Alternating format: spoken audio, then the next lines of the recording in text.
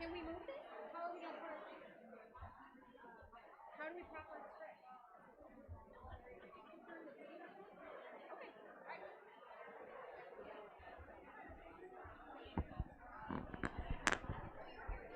Good morning. Ooh, this works. Hello. Hi, everyone. My name is Andrea Schottefer. I am the president of the Epilepsy Foundation of Michigan, and I am so pleased, there we go, to welcome you to our 2024 Wellness and Epilepsy Conference. Thank you. This is an extra special time for all of us to come together as November is Epilepsy Awareness Month. So your presence here is an excellent way to kick off a month of learning, engagement, and awareness. This year, in recognition of National Epilepsy Awareness Month, we invite you to join us as we recognize the unwavering strength, resilience, and courage of all of you. You are our epilepsy warriors, family members, caregivers, and advocates. We are celebrating you. Give yourself a round of applause. There we go. By sharing personal stories, educating, and raising awareness, we can build a united community that breaks down stigma and empowers everyone on their journey. Together, we can shine a light on the incredible strength of the epilepsy community and create a lasting impact for epilepsy awareness. Throughout the day, you will learn about the many ways you can get involved, so we encourage you to scan the QR codes that should be on your tables to learn more about how you can partner to raise epilepsy awareness. Now, with gratitude, I'd like to take a moment to thank our generous sponsors who have helped make today possible. Our lead outreach sponsor, Henry Ford Health Comprehensive Epilepsy Program. Our health and resource fair sponsor, Michigan Medicine and CS Mott Children's Hospital. Our premier Keynote sponsor, Corewell Health.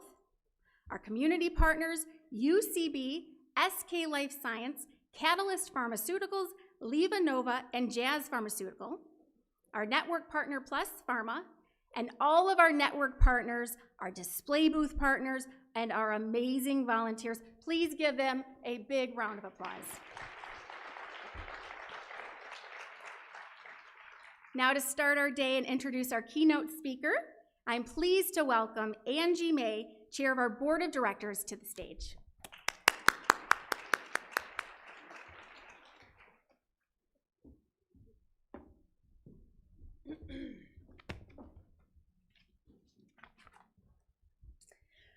Awesome. Thank you so much, Andrea. And good morning, everyone. I am so honored to serve as the board chairperson for the Epilepsy Foundation of Michigan. And it's my pleasure to welcome all of you to the 2024 Wellness and Epilepsy Conference.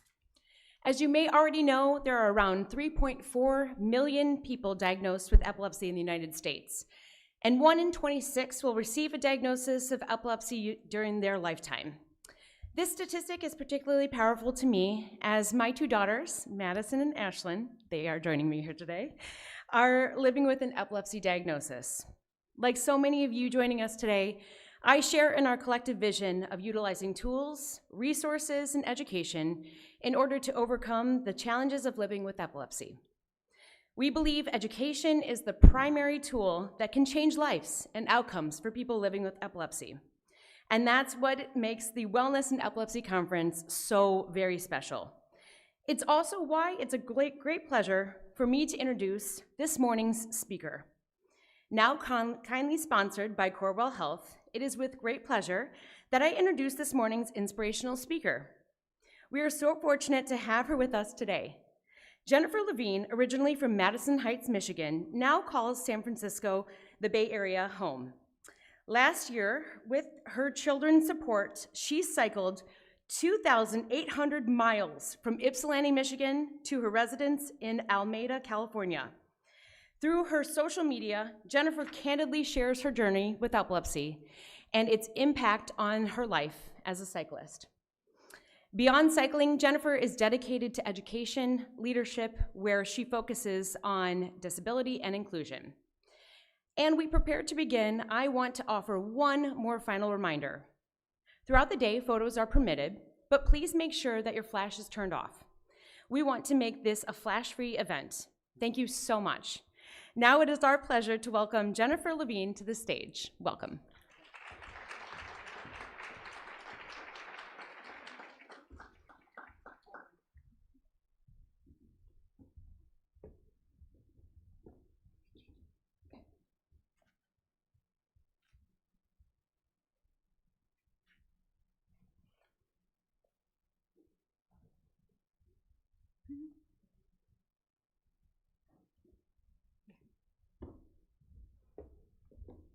Okay, one more thing.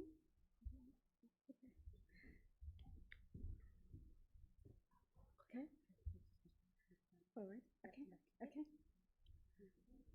Good morning, everybody.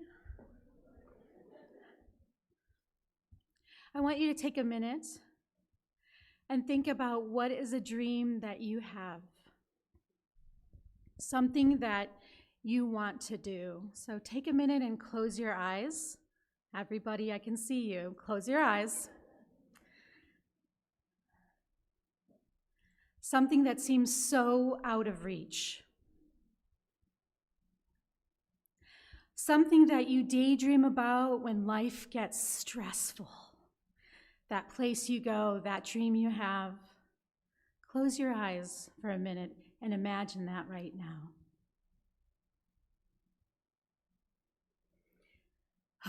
You're there. What does it feel like? What does it look like?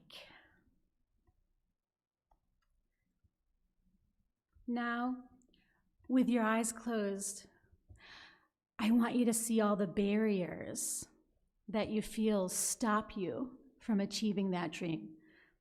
Is it time? Is it your children's soccer games, theater practice? Is it bills? Is it money? Is it work deadlines? Is it the lack of vacation time?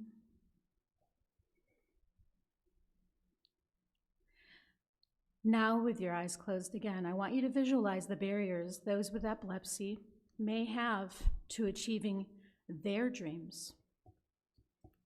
What does that look like?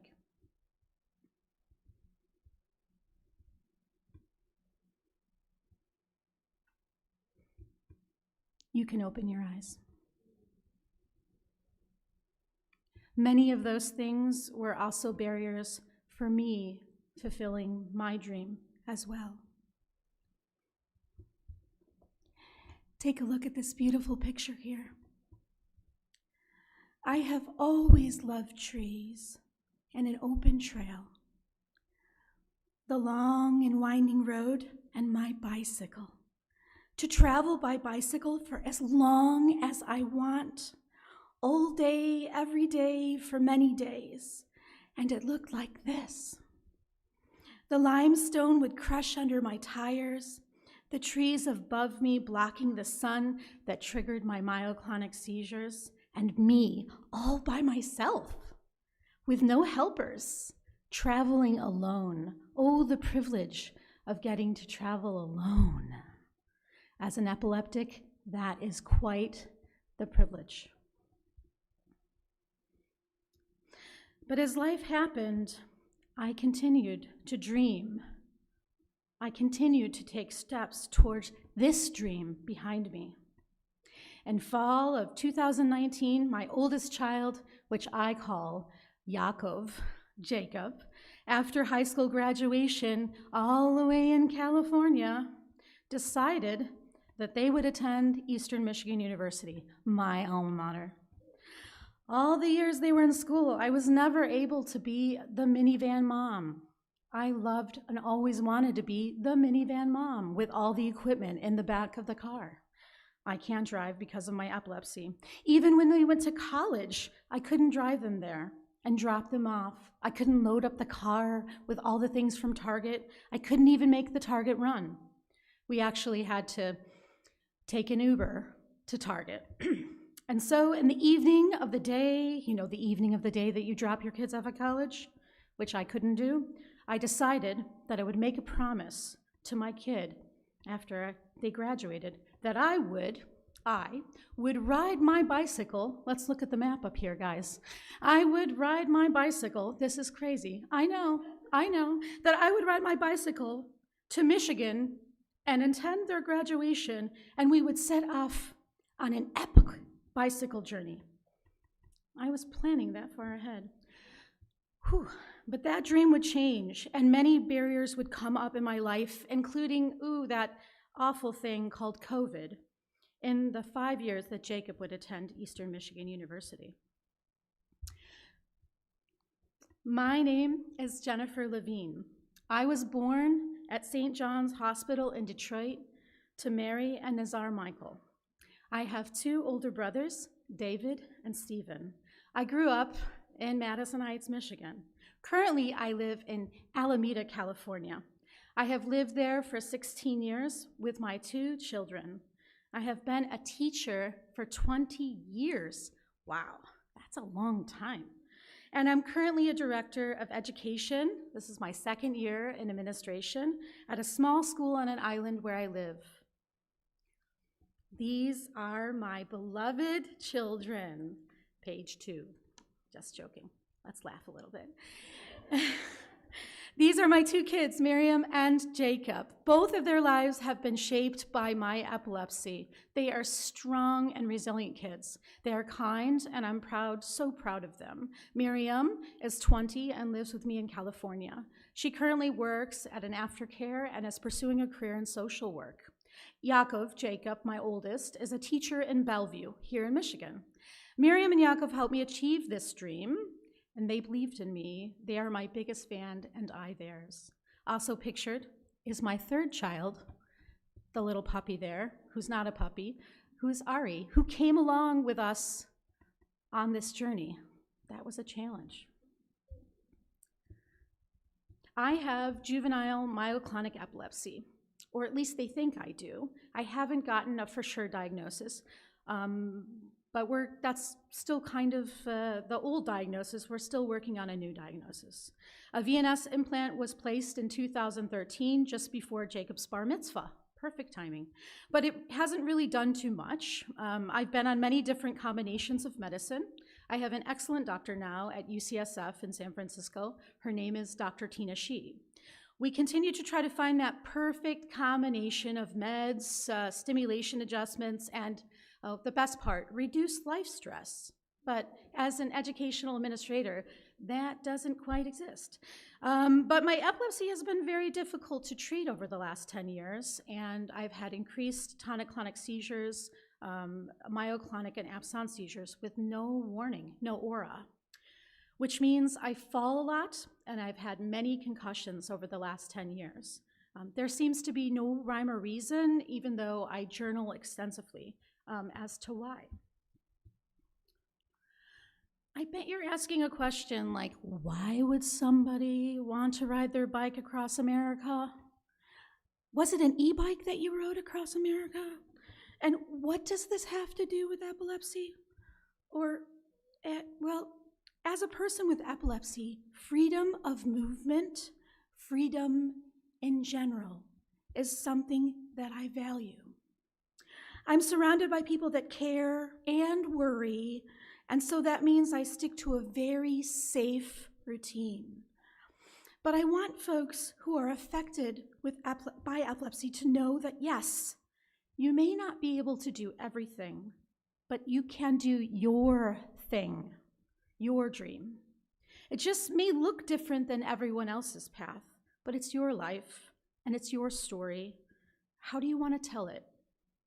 Here's a little bit about my story that led me to this path. I started having seizures before I was diagnosed with epilepsy, possibly as early as 2 years old.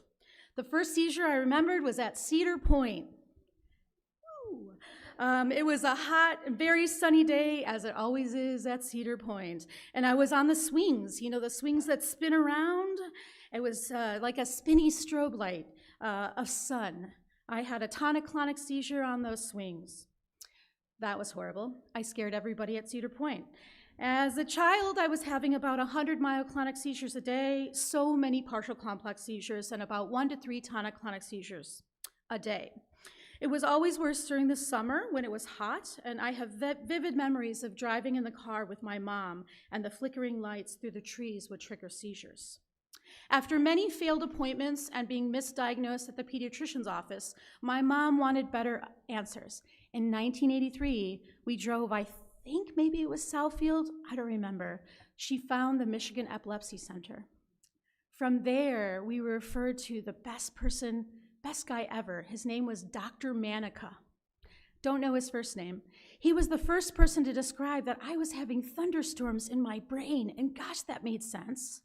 The support we received from the foundation changed the trajectory of my life. It became just something I could understand.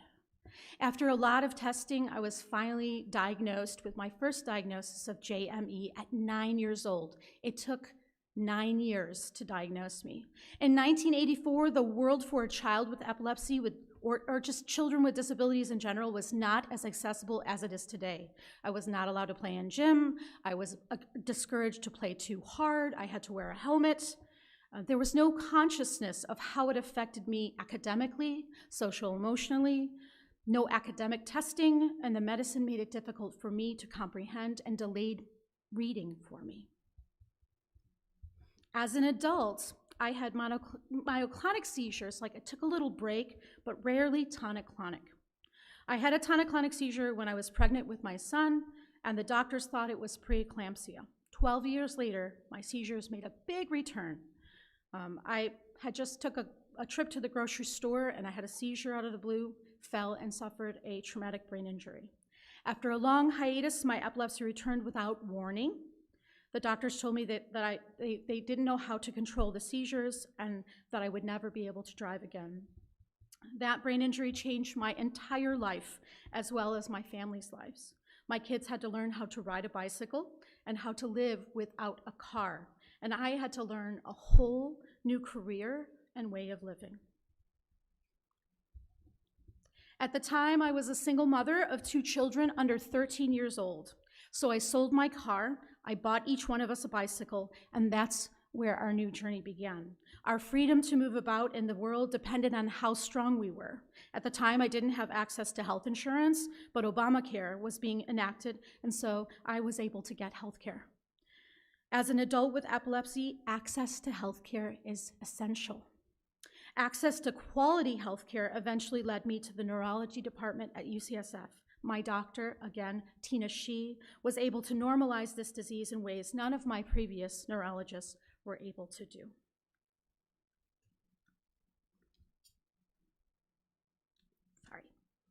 She acknowledged that having epilepsy as an adult felt scary. When you're a kid, you have less responsibilities. As an adult, it affects every aspect of your life. She encouraged me to be independent. She acknowledged the struggle I had as the sole supporter of my children, and she could see the impact it had on my children. But most of all, she encouraged me to do what I love, bicycle. As a child, I wasn't allowed to bicycle because my seizures were not controlled. I was crashing the bike, I was running into parked cars. It was kind of dangerous. Obviously, I wasn't wearing a helmet. It was the early 80s. I only ended up riding my bike from 10 to 12 years old because that was when my seizures were most under control. In '98, I did a charity ride for AIDS, and I rode my bicycle from Twin Cities to Chicago. It was quite an adventure, so I had some experience cycling. Before 2012, I was a recreational cyclist, but after my epilepsy returned, I could no longer drive. Cycling became a means of transportation. It was safer than riding public transportation, and it helped me feel independent. At first, it became a way of feeding my family, then it became a way to explore the world around me. In 2016, I began my Instagram called Chubby Bike Lady. The cycling world can be very body-shaming to folks who live on the margins. My body, disabled and chubby, doesn't always align with what folks think a cyclist looks like. Often on rides, I would get rude comments. So with the help of my 12-year-old daughter, I created a space to inspire all bodies to feel represented. I take bike rides, and I encourage folks of all bodies to try to get out there and ride. This has really led me to making a community of folks who feel inspired. I am open about the challenges I face as an epileptic cyclist in an ableist society. But also, I've made many friends who also have disabilities. And I've led multiple bike rides around the Bay Area. You can see in the center there, that's me and Yakov on the Golden Gate Bridge. I'm safe and I'm kind, and I match the speed of the slowest cyclist. This community has witnessed the struggles of seizures that I have, and how it takes me off my bicycle for sometimes 6 to 8 weeks. But they have also seen the triumph of seeing me fulfill my dream. Sorry.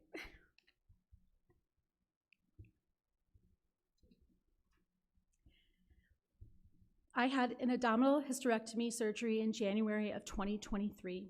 I was off my bike again for 8 weeks. I really didn't think I was going to be able to do this ride. Everything seemed to be pushing it back. I had double pneumonia, and my father had died suddenly, and so I was grieving my father's death. Both my parents at this time had passed away, my mom in 2010 from ovarian cancer at just 55, and my father, 2021, his death was so sudden, a massive heart attack, and I felt the urgency to do something, to go. So silently, I planned this trip with Yakov and Miriam and just a few friends, afraid that it wouldn't happen again or be postponed, or maybe I would have a seizure, or maybe I would have a fall, but I knew I had to do this ride. One day, I decided I would cold call the Epilepsy Foundation that I thought was still in Southfield. So I called, somehow I got connected to Renee. And I wanted to find a way that I could raise some funds, because it had been 40 years since I first had gone to the Epilepsy Foundation of Michigan. So I just Googled the number and I called. I think she was a little stunned and excited when she heard my story. And so we together created a fundraising page and a way for my supporters to follow my journey, or way for, also the Epilepsy Foundation of Michigan to let their supporters know what I was doing. Then 1 week before the trip, I posted this on my Instagram. Next week, I'm going to start the journey of riding my bicycle from Michigan to California.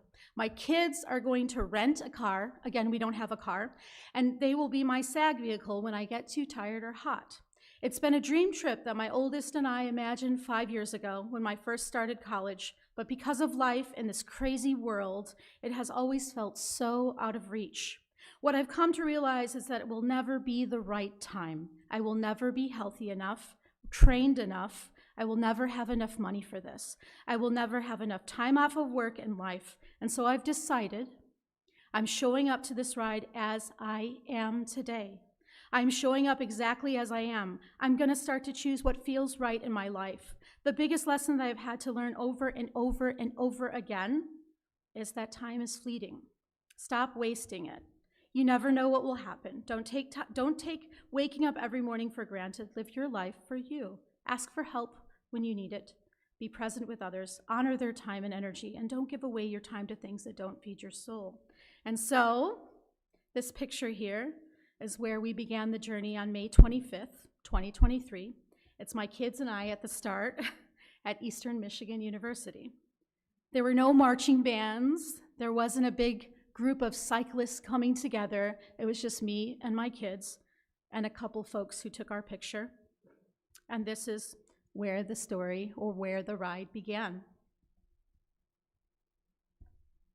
This ride was very challenging. It exposed me to the elements. This specific day here was my birthday.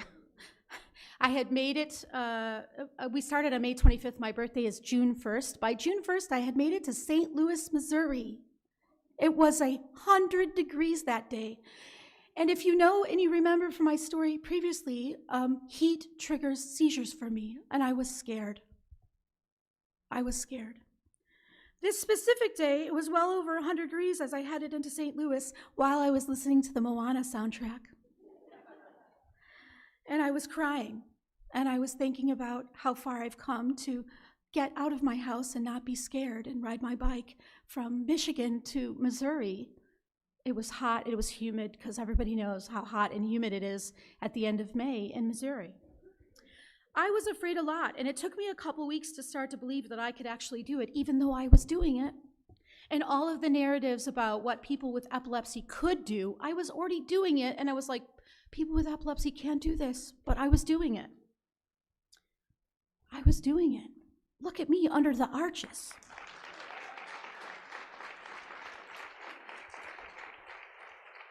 And it wasn't until I got to Colorado that I was like, wait, I'm doing this. And then I started to realize that, oh, I'm doing it, and then I made it to Kansas. Note to self, try not to go to Kansas. Kansas was very tough. I was rained on. I saw tornadoes. What's that movie? Kansas, tornadoes, remember that? The Wizard of Oz, it's true. There were tornadoes, biting flies, and thunderstorms. There was wet sleeping bags, but doing this with my kids was very helpful because they kept smiling at me going, Mom, you're awesome. The children would meet me every 25 miles, and I would call them if I needed to, until, of course, the rainstorm destroyed my phone and my AirPods. That was a challenge. We had to go to Walmart and buy two-way radios and take a 150-mile trip off course to Wichita to fix my very broken phone to find out it was not fixable. So then we had radios, two-way radios, walkie-talkies. That was horrible. I met a lot of wonderful people along the way. That this restored my faith in humanity. People want to see you succeed, and that I would have not otherwise met these people if I didn't do this ride. These three ladies here, I met them in Michigan on a trail. They took me to lunch. They're like, you're awesome. That's awesome that you're doing this with epilepsy. This woman in the middle here, she fixed my bike for me. She works at REI in Wichita. And then this couple here, this woman reached out when she found out I was doing this and I had epilepsy. She lost her husband to SUDEP, and she wanted me to write in his honor. Random, strange moments where I'd happen upon strangers who became my new friends. We slept in people's backyards, campsites, community centers, sometimes hotels. People shared food with us, bug spray, bought us dinner, and generally wanted to know about our journey. I talked a lot about epilepsy, what it meant for us. My children talked about their experience having a mom with epilepsy. We danced. This is ridiculous. I don't dance, but we danced at every state border. This is ridiculous. We danced. And I have proof that my children danced with me. We danced at every state border, and somehow I talked my children into making a short video for our followers. You can, if you want to, But these became inspiration for me. They kept me going. And as we made our way across America and time zones, we danced to funny songs. It was great. I danced. And then I made it to the Rockies. I was surprised that I could make it to the Rockies, but I was so scared because it's the Rockies, and I'd heard all kinds of things about elevation and what happens to people and how sometimes you can have seizures in the mountains. I could feel my body getting stronger, but it never got easier. I had to persist. We had rest days, but what kept me going was my curiosity and the desire to always move forward.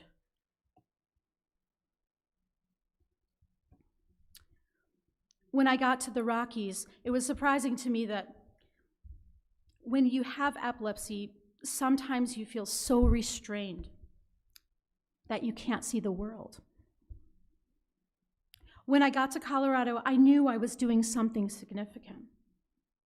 I felt so far away from home, but I felt that I could live wherever I wanted to. The concept of home got a little bit more vague. The sense of what if went away. What if I had a seizure? What if? The beginning of the ride, the fear of the unknown was very strong. I began to understand that I knew what my body needed, that the years of having epilepsy made me my best coach, helped me persist through difficult times, and taught me when it was time to rest. This is me and my daughter sitting, looking at the Rockies, because I didn't realize I was almost through the Rockies. In Colorado, I was concerned that the high altitude would cause seizures, so I was scared through a lot of this ride. Then one day I met this guy on the route after a full day of climbing. He had a very thick Dutch accent, so I was sure he wasn't from here. He was from Pennsylvania. He was going in the opposite direction, and I told him my story, how I had epilepsy, and I was riding through the mountains, and I was really scared. I was going to have a bunch of seizures, and he said, well, it's not a great time to be scared because you're about to climb 10,000 feet. I was like, thank you. And he said, you know what, you're going to be okay. It's going to be the most beautiful thing you'll ever see. All you have to do is go up and then go down. Oh, okay, all right. It was beautiful. And all I had to do was go up and go down. And I had never seen anything so beautiful in my life. The water, the grass. Was I scared? Yeah, I was scared.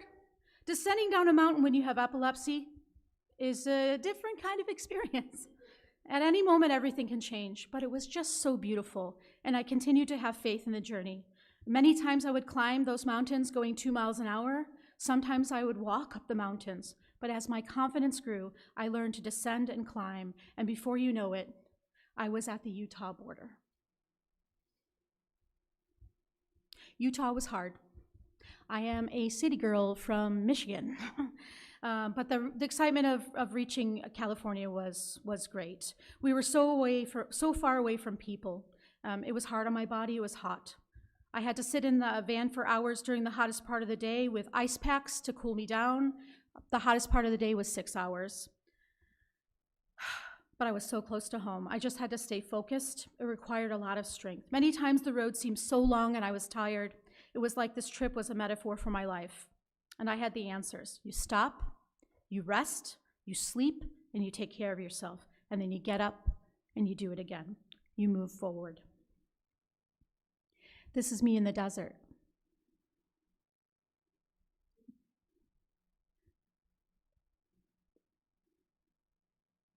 I thought I lost my children. The desert's kind of scary. And then I made it to Tahoe, and I thank God for water. And I started my descent back to California. I could see the significance of the journey. I wasn't riding just for myself. I was riding for every kid that ever had to stop riding their bike because they fell down. I was riding for every kid that wasn't allowed to ride their bike because they had epilepsy, or every kid in the 80s who had to wear a helmet in gym class, or like me, I wasn't allowed to be in gym class, I had to be in music, but now I play 13 instruments, so it's okay that I couldn't play in gym. You know, I knew I had to use this experience to tell this story. I just hoped that I could remember it all. For me, epilepsy affects my memory and my ability to document the world around me. My greatest fear, once I reached Tahoe, was, would I forget all these stories?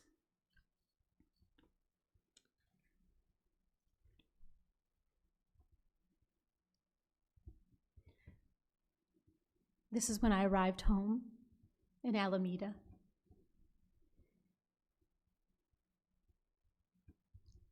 I want people with epilepsy to know that this is something they can do. Part of being in an ableist world is that there are some things deemed not for people with disabilities. I think that's what people don't understand, is what makes this such an incredible feat is that whether I'm having seizures or not, I still have epilepsy. At any moment, I could have a seizure. So whether it's a trip to the grocery store, or riding through Kansas in a rainstorm, or descending down a 10,000-foot mountain in 2 miles, it could be my last ride. But I have to decide, do I want to hide in my house for the rest of my time here on the planet? Or do I want to see mountains and rivers? I choose the later. These are lessons to be learned from our fears, but we would be doing ourselves and our world a profound disservice if we only stayed there. We cannot let it become the totality of our vision. I'm here today to dispel that. I'm a living example of how disability provides you with the resiliency to do very hard things. My life has been hard. It has, with mountains to climb and not really knowing what is around the corner. My journey is my journey, but trusting that I know my body well and listening to it and resting when I need to. This is all the training that helped me prepare for this journey. You have your own journey with your own dream. This isn't about the bicycle. It's about understanding that you can follow your dreams in a way that is safe and accessible to your disability. Because if the bridge is narrow and we're only here for a short time on this bridge, how do you want to live? How do you want to write your story? Thank you.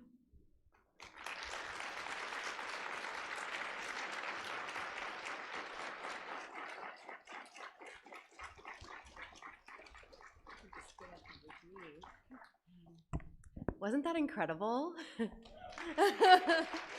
Yeah. And I would love for you to see this. How many of you out there have a dream on your mind and heart right now because you've heard this today? It could be big or small. Wow, look at how many dreams you've connected to today, Jennifer, and we're so, so proud of you and our whole community, and we want that to happen. I'm really pleased that I have a wonderful gift to give to Jennifer today.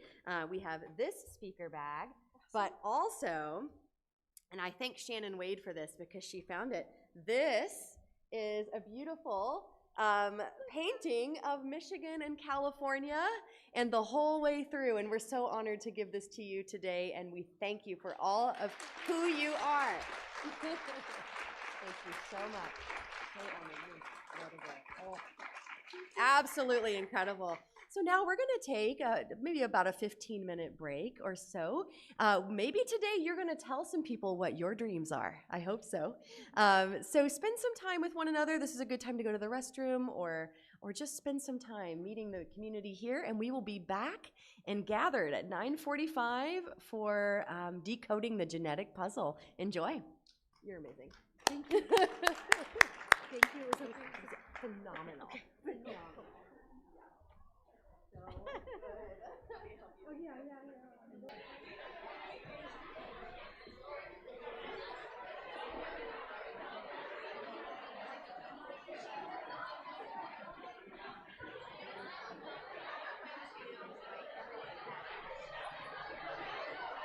Maybe after this picture is happening. Oh, they're all ready to go. Amazing. All right, friends, wherever you are, I'm going to invite you back to your seat because we're going to begin again. You know, it's so wonderful to hear this ambient sound of people connecting because we know that that's where the magic happens. All of these connections we're making. All right.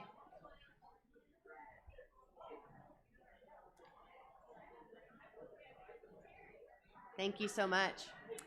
So now I have the pleasure of introducing Nadia Van. She is a member of our board of directors, but as of just a couple weeks ago, she has now been voted to be our vice chair of our board of directors. So please give it up for Nadia Van.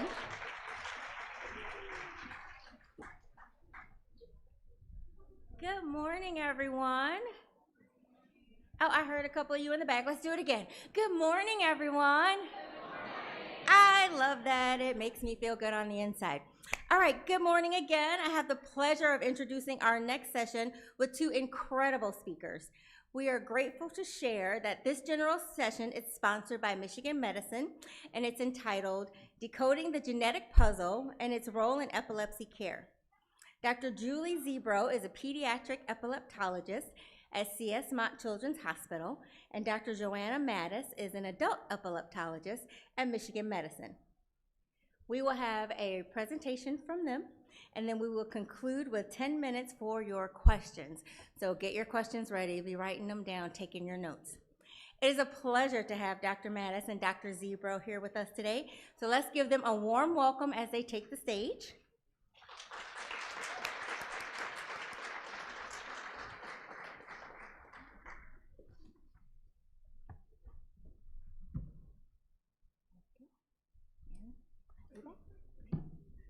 Thank you so much for the introduction, and thank you to the Epilepsy Foundation for the invitation to talk with you all today. I have no idea how we're going to follow up that last speaker, because that was just incredible. So hopefully we don't lull you guys to sleep talking about genetics. But we do have a couple of disclosures and mostly the disclaimers. First off, actually, genetics is really hard, and we're going to do our best to try and decode it a little bit for you all. But there's definitely still going to be questions, because even we still have questions. We're learning this stuff as we go, as the technology is really advancing. We are also not geneticists.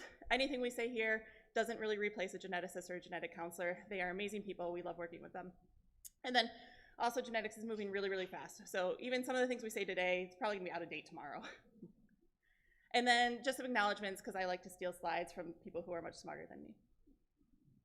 So we'll start off with Dr. Mattis giving a case presentation of a hypothetical patient. All right, good morning, everyone. So some details have been changed, but this is a case that was inspired by a patient who was seen in our clinic. And we're going to begin with this case and then return to it periodically throughout the talk. So our patient is a 27-year-old man. He has treatment-resistant epilepsy as well as moderate intellectual disability and autism. He had a normal birth history, normal early development, and there's no family history of epilepsy. He initially presented with his first seizure at around age 6 months in the context of a fever following routine vaccine. And his seizure types, initially he had purely focal seizures, but then as his epilepsy progressed, he had both focal and generalized onset seizures.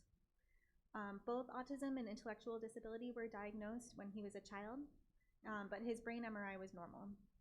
And unfortunately, his seizures had been resistant to multiple medications, and despite optimized medical treatment, he continued to have refractory seizures with around 4 generalized seizures per month. So with that kind of context, the agenda for our talk today, we're going to begin with an introduction of genetics, talk about some of the basic principles of genetics. Then we'll talk about, within the field of epilepsy, who needs or who could benefit from genetic testing. And then if you opt for genetic testing, what are the options? What kinds of tests are out there? What might the results show? And then finally, why do genetic testing in epilepsy? All right, so I'm going to start off with your coursework today. You all didn't know you signed up for a class, but pop quiz at the end, be prepared. So we're going to talk a little bit first about what is DNA. So inside all of your cells, there is this stuff called DNA. So these are these A's, C's, T's, and G's that kind of come together to form this double helix that we know about. And each of those kind of has a spelling, and that code really encodes your genes. Each of those genes is then packaged into things called chromosomes. And then in the chromosomes, there's 23 pairs of those in every single one of the cells in your body. When we try and break it down, I think it's really easy to think about the genetics in the terms of a book. So if your genome, so all of the DNA in your body is the whole book, and then we can break that down into different chapters. So each of those chromosomes, the DNA packaged into each of these individual chapters. And then when we're really looking at a sentence level, that's when we're talking about a gene. So in one sentence in a whole giant book, but that's all packaged into different chapters. And how do these genes then get encoded into proteins, and how does it make your body? So this is what we call the central dogma of molecular biology, and this is where it gets a little bit in the nitty-gritty, but we're just gonna kind of break it down and say essentially that your DNA is those codes of A's, C's, T's, and G's, and it gets translated in different parts of, or in different cells into something called messenger RNA, which then gets further processed into this mature RNA, and then it turns into the proteins, and the proteins are what are the building blocks of your entire body. And there's a lot of different code in that book that tells which cells to get turned, or which DNA to get turned on and turned off in different parts to be able to build a person. And the reason I show this is because it kind of shows you that there's lots of different ways that potentially in a medical setting, we could intervene to change some of those spelling changes, or to interfere with some of those spelling changes. So when we talk about genetic testing, what are we actually looking for? So you can have an individual DNA base that gets changed, and sometimes this happens at random. This happens at random in every one of us, and sometimes that doesn't really mean anything. It doesn't get translated into disease. But sometimes those individual spelling changes can be responsible for causing disease. And it can be something as simple as changing one letter. So in this case, if you changed an H to a B and say the gray cat ran down the hall versus the gray cat ran down the ball, well, you've completely changed the entire meaning of that sentence, right? So if you change the DNA even by one letter, you can actually change the way that a gene works and how it changes the protein in the body. When we do genetic testing, we look for different types of variants. And variants can sometimes be benign, meaning that it doesn't actually cause a problem, or the variants can cause different meanings in how that protein is made. So variants are classified in different, as different types. So it's things like a missense variant, where you can have a change in one letter, like we talked about with a ball to hall. And then you can have other things that are called insertion variants. So now all of a sudden you've added an entire new word in there, and the sentence no longer makes sense. Same with if you had a deletion, where some of those pieces of DNA are missing, or if you have a duplication, where you're saying the same thing twice, or if there's just a stop and suddenly it doesn't work anymore. So any of these changes can actually change the whole meaning of the sentence and potentially change the way that the body works. All right, so in our epilepsy patient population, who could benefit from genetic testing? So let's take a historical view of how we understand the etiology of different epilepsies. If you rewind 50 years, around 3/4 of seizures were termed idiopathic. Idiopathic is basically a medical term for we don't know what this means or where this comes from. So people we knew could have epilepsy from a brain trauma, stroke, cancer in the brain, infection in the brain, like clearly identified triggers, but everything else was just in a category of, well, we don't know the cause. We now, based on significant advances in the last 50 years, have a much better understanding of the contribution of genetics to epilepsy. So we've learned a lot about single genes that can cause seizures, and also epilepsies with more complex inheritances. And even for triggers like a brain injury, not everyone who has the same brain injury would go on to develop epilepsy. So there can be genetic modifiers and susceptibility that could increase a person's risk of developing epilepsy based on the experiences during their life. And there are many, many genes that we now know have an association with epilepsy. So the graph on the left shows the year and then each gene that we've discovered as being associated with epilepsy. And you can see back in 1997, we were identifying some individual channels, and then there was this tremendous increase in the slope. So the rate of discovery has really significantly increased as our tools for research have improved. And we have more and more genes that we now know play a causal role in epilepsy. And this rate of discovery is really only possible because of initiatives such as the ones listed on the right, and especially partnerships with families and patients to really decode the ABCs of epilepsy genetics. So when a neurologist is sitting in a room with a patient, how are we thinking about the patient's case to decide whether this is someone who should have genetic testing? And there's no one answer, but we're going to share with you some of our thought process. So first of all, probably the most straightforward one is their family history. Does it seem like epilepsy is running in this family? Is there some clear alternative explanation? For example, like a new diagnosis of a tumor in the brain that would give you a clear reason for why the patient has seizures. And also, what are the features of the epilepsy? So what types of seizures? At what age did they start? Have they been difficult to control with medication? What does the EEG look like? And does the patient have any other issues that make us more likely to suspect a genetic syndrome? For example, congenital anomalies or a kind of early onset encephalopathy. And most importantly, and this will be a segue to the end of our talk, could a genetic diagnosis be helpful for this patient in either predicting prognosis and or impacting medical care and treatment. So how about for our patient? And just to underscore again, we put all of these pieces of the puzzle together. There's not one right answer or a single feature that would make or break the decision. So for our patient, kind of salient features that would suggest a high yield of genetic testing were the early age of onset of the epilepsy, the mixed seizure type, the additional diagnoses of autism and intellectual disability, the fact that the MRI is normal without a clear alternative cause for seizure onset, and the fact that the seizures have been so difficult to control with medication.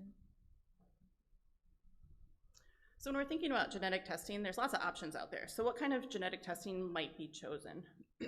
So we can do analysis of the chromosomes. So remember I talked about those chapters in the book? There's a couple ways that you can actually look at the individual chapters. So the old school way is something called a karyotype.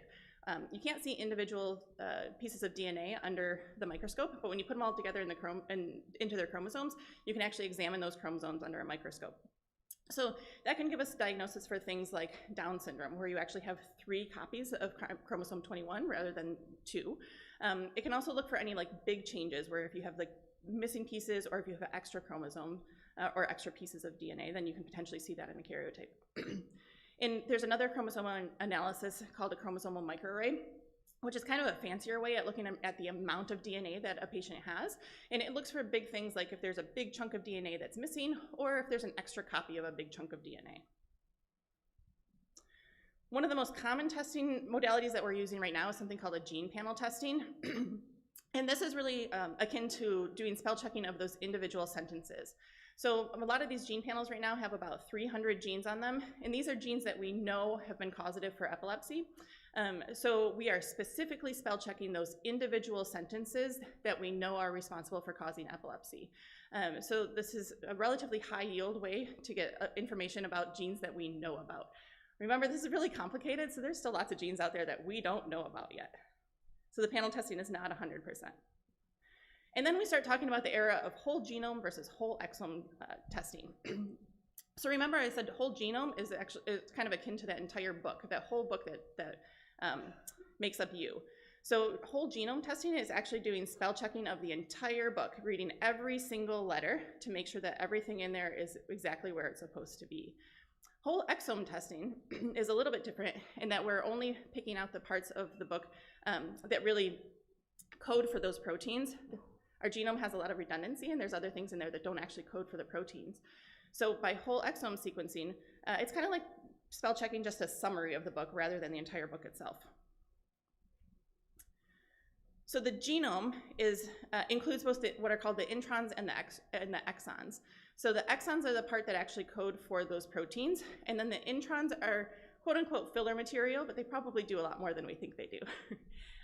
We know that changes in those introns can actually change essentially where the periods are in the sentence, so it could still potentially make those sentences not make any sense. Whole exome sequencing is only looking at those exons, so the part of the genome that are going to go on to build the protein. When we're thinking about genomic testing to find rare diseases, it really is akin to trying to find a needle in a haystack. So we're looking through all of those genes in your entire genome, the exons and the introns, and then maybe trying to find something that hasn't been discovered before. So it's a lot of science and a lot of work to really try and put that puzzle together and figure out if any one of those little spelling changes might be causative for a person's disease. So when we interpret these whole exome or whole genome sequencing, it can be a little bit complicated, and we are often sending what are called trios, which means that we're trying to look at the genetic data from both biological parents as well. Because we know that a lot of these spelling changes are really just what makes you you, right? It's what makes you have blonde hair while your brother has brown hair. So they can be really benign genetic changes. So we can use the data from both parents and compare it to the patient to decide if there's something that's different in the patient and if that different change is what is potentially causing their disease. This interpretation of these tests right now is really only as good as what we know at the time of interpretation, and that is changing rapidly. So we have large databases of quote unquote normal genomes, and these keep expanding so that we can compare your testing to the normal database.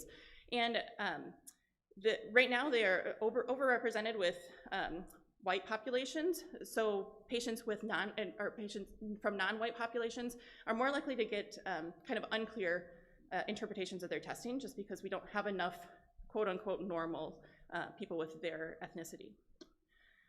So because of this and the fact that things are rapidly changing, we are recommending reanalysis of these tests every 2 to 3 years, so especially if the initial testing is non-diagnostic. What is our overall yield? So if we send genetic testing on a patient, how likely are we going to get an answer for the disease? And part of that really depends on the patient and what other comorbidities they have. So if we look at all patients with epilepsy, you can see on this table the percent chance that we're going to find something with something like a whole exome sequencing is somewhere around 28 to 38%. If we send a panel, it's a huge range, between 14 and 48%, depends on what study you look at. But then if you have patients with certain features like infantile spasms, if they had early onset of epilepsy, so before age 3, or if they have other comorbidities, so patients who have autism or intellectual disability in addition to epilepsy, then the yield of testing actually increases quite a bit. And then, of course, in medicine, we always have to think about cost, unfortunately. And the cost of these tests has been changing rapidly as well. So these I just found last week, the quote-unquote cost that you can get from just looking online. But we all know that insurances make special deals, and sometimes things are not actually the cost that they say. There are also other potential prices that you can get. So I know for some of our epilepsy panels, if insurance doesn't cover them, sometimes you can pay out of pocket for $250 or less. So it is somewhat very dependent. But when you start thinking about what is the most cost-effective thing, if we're trying to find a diagnosis for a patient, right now, the whole exome sequencing and gene panels are kind of the most cost-effective testing that we have at the moment. And chromosomal microarrays are maybe like not that great. The cost of whole genome sequencing is really coming down very rapidly, and it really does have the potential to improve our diagnosis when our interpretation catches up. So look for that in the future, that hopefully we'll find more diagnoses for people with the technology that's coming. So if you do opt to obtain genetic testing, what could the results look like? So for our patient, he had a chromosomal microarray that was performed at age 5, and this was negative, meaning normal. And then he also had testing with an epilepsy gene panel. And the result of this testing was a variant of unknown significance in a gene called SCN1A. And in this case, it was a single base pair, so a T turned into an A. And this had the consequence of changing a single amino acid from an isoleucine to a lysine. And so what is a variant of uncertain significance?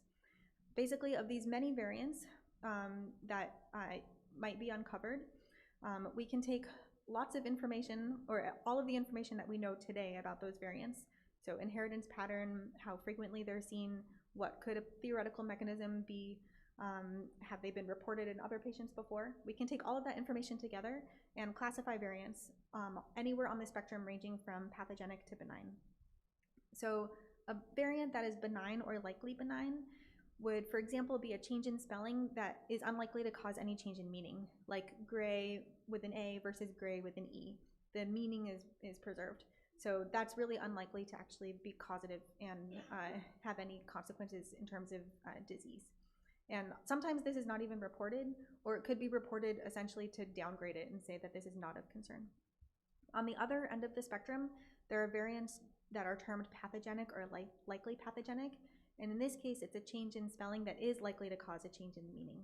However, this still has to be interpreted in context. So for example, if the spelling error happens in a recessive gene, and you only have this variant in a single copy of the gene, that would still likely not cause disease, although that person could then be a carrier.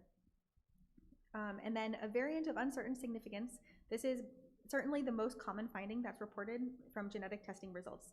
And it is not diagnostic, but requires a kind of nuanced conversation with your neurologist and especially genetic counselor. And sometimes this result is a motivation to undergo further kind of detective work to learn more about whether the significance could actually be disease-causing. So this could be, this could include parental testing. It could also include partnership with a science laboratory to perform more functional studies to understand what is the consequence of this previously uncertain gene. And as critically as more and more patients have testing, we're building a larger and larger library that provides this kind of information. So, for example, for our patient, this specific variant that was initially labeled as a variant of unknown significance, when he underwent a repeat evaluation, a reanalysis by the same lab several years later, this classification was changed to likely pathogenic based on our increased kind of collective knowledge that had developed during that interval. And for this patient, his clinical history as well as this genetic testing result at this point was enough to formally make a diagnosis of Dravet syndrome.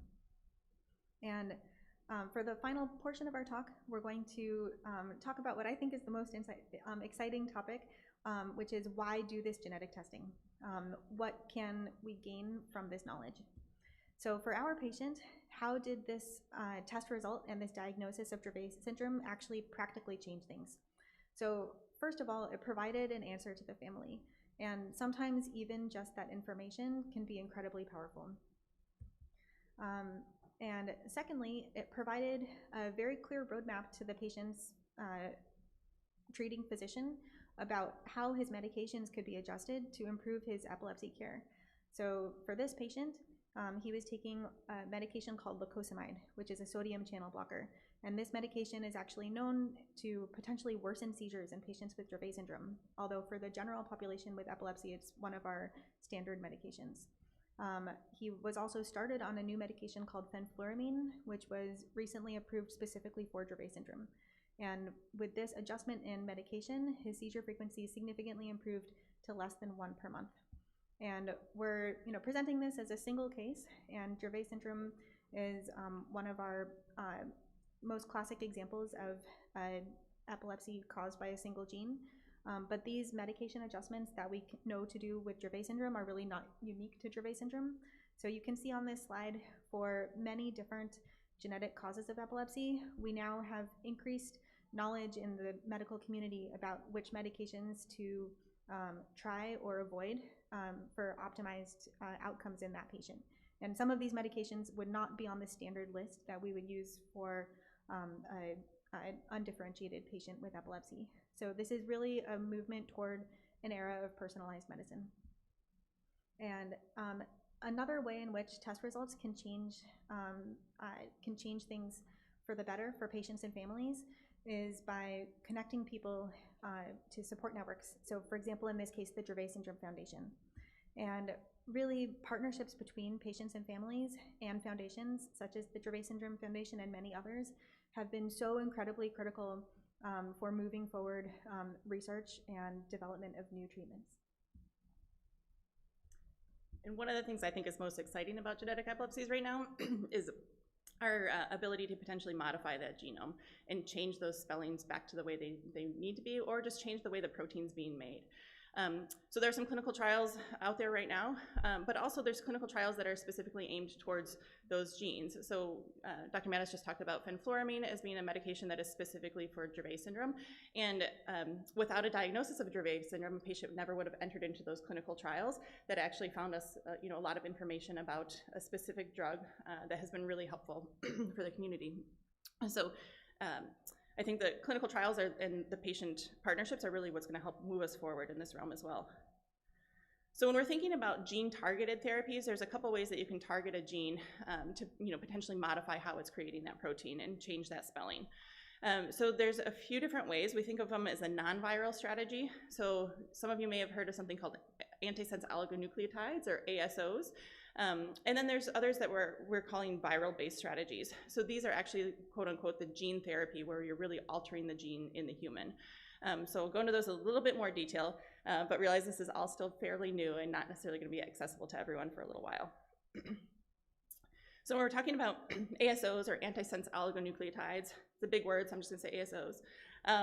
The ASOs essentially work because they're kind of a little snippet of RNA. So like we talked about before, where your DNA is converted to that mRNA, and then that mRNA has to be translated into the protein. So these ASOs are little snippets of RNA that can actually go and bind to the mRNA, and it can change the way that it translates into the protein. So depending on where you put it, you can either make more of that protein, or you can actually stop that protein from being made. So if you know that there's a specific spelling change there and you don't want that to turn into a protein because that protein doesn't work right, then you can actually have your ASO target that part of the mRNA and make it stop making that protein. Depending on where it's located in the RNA, there's some ways that you can actually make more of that protein. So you can like have it bind to a part a little bit away from that spelling change, and it can actually make more of the good protein instead as well. And these are actually in development for epilepsy right now. So there are clinical trials going on for Dravet syndrome for ASO treatment. In addition, there's a couple other companies working on development for a couple other genetic epilepsies. And the SCN2A is another channelopathy, but some of the other ones are related to other proteins as well. This ASO strategy is not necessarily new to medicine. So there's a drug for something called spinal muscular atrophy called Spinraza, and that has been on the market for probably about 10 years now. And I will tell you, as a pediatric neurologist, when they presented their data at our professional conference, there was not a dry eye in the house because those patients went from not being able to walk to all of a sudden running, right? So this is a potential to really change the course of genetic epilepsies. In addition, because those little snippets of RNA are actually quote unquote easy to manufacture, we can make them for individuals. So if we know your individual spelling change and we know how that individual spelling change affects your cells, there's the potential that we can actually make a ASO that is specifically targeted for individuals. And there are plenty of researchers and actually a whole foundation that's dedicated to doing this right now for what are quote unquote the ultra rare diseases. So the patients who are never gonna have a drug go to a drug company because they're not gonna invest in 25 patients in the world, right? So there are foundations out there who are actually trying to make these for individuals. And so far, I mean, the safety profile has been really, really great.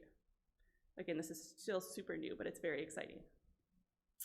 And in fact, it's a little plug for us. We're participating in the clinical trial for Dravet syndrome for the SCN1A ASO. And so this is one of our little patients who's been on the trial now for over 2 years, almost 3 years now. And we are anxiously awaiting the day that this goes through the FDA so that we can kind of offer it to all patients at this point. But this is really, really exciting. The data is not perfect, but it really is quite excellent as far as the amount of seizure control and like the life-changing results for some of these patients.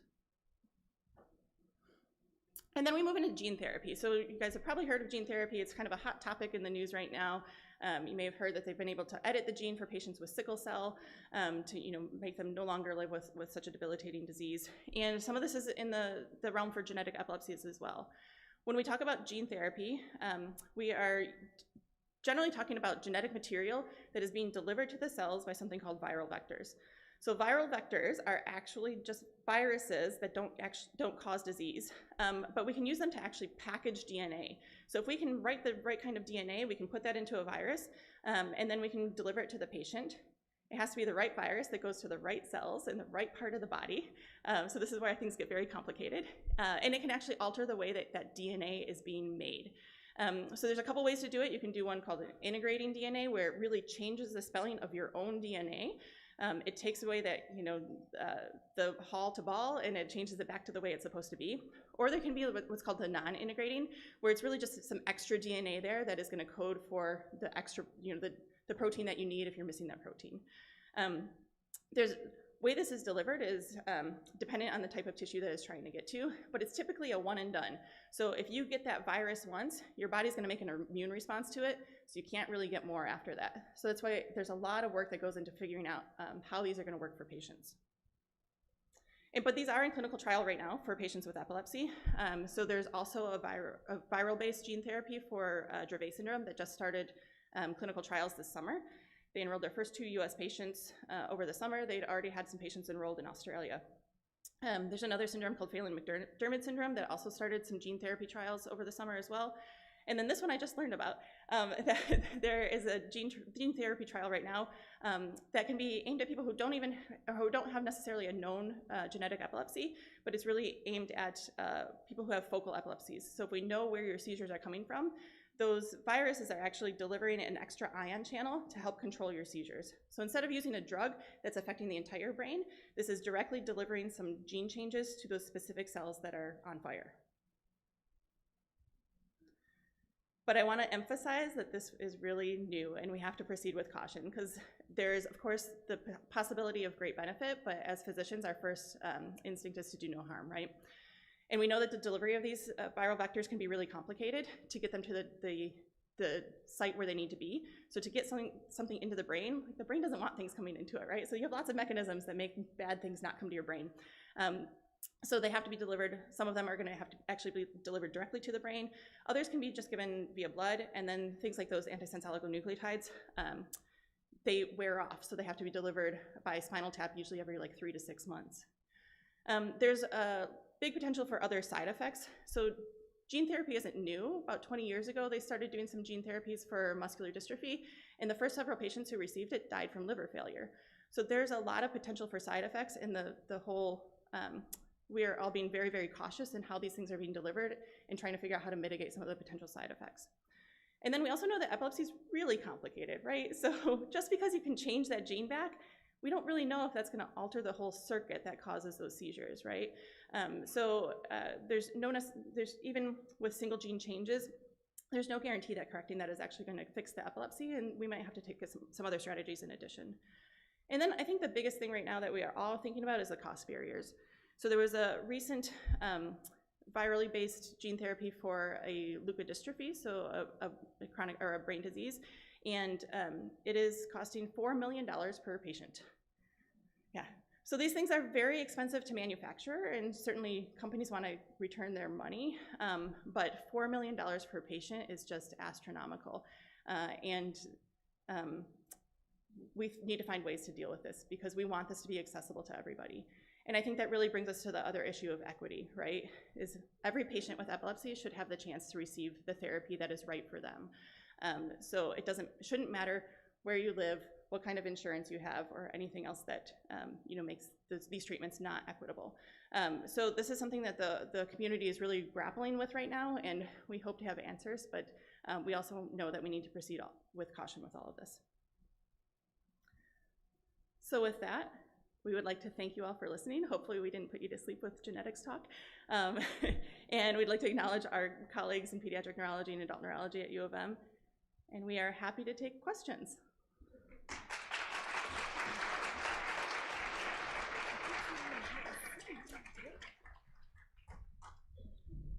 So I want to again say thank you. That was a very helpful presentation. I feel so much smarter right now. Right? I know so many more things now, and I like that. I want you to please join me again in thanking Dr. Ziobro and Dr. Mattis.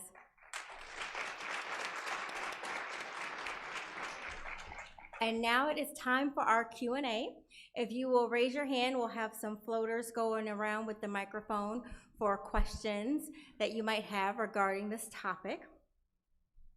They cannot speak to medical advice for specific individuals, just as a cautionary tale, but they can discuss the topic generally and broadly. So please raise your hand if you have a question. And while we're getting our folks together and queued up, I'm gonna start with, for someone considering genetic testing, what are some questions they should ask their doctor to better understand the benefits and limitations? Yeah, so this is why we recommend genetic counseling for patients who are who are interested in genetic testing. So part of that is to figure out what might be the right test for you. And unfortunately, some of that really is limited by insurance right now and potentially cost as well. There are some insurances that are covering that whole genome sequencing for specific patient populations, and maybe that is the right test for you. But our genetic counselors will actually go through a lot of information about that testing, because realize when you're looking at the whole genome, you could maybe find things you don't want to know, right? Like if you are testing for your 6-year-old, do you want to know what their cancer risk is when they're 70?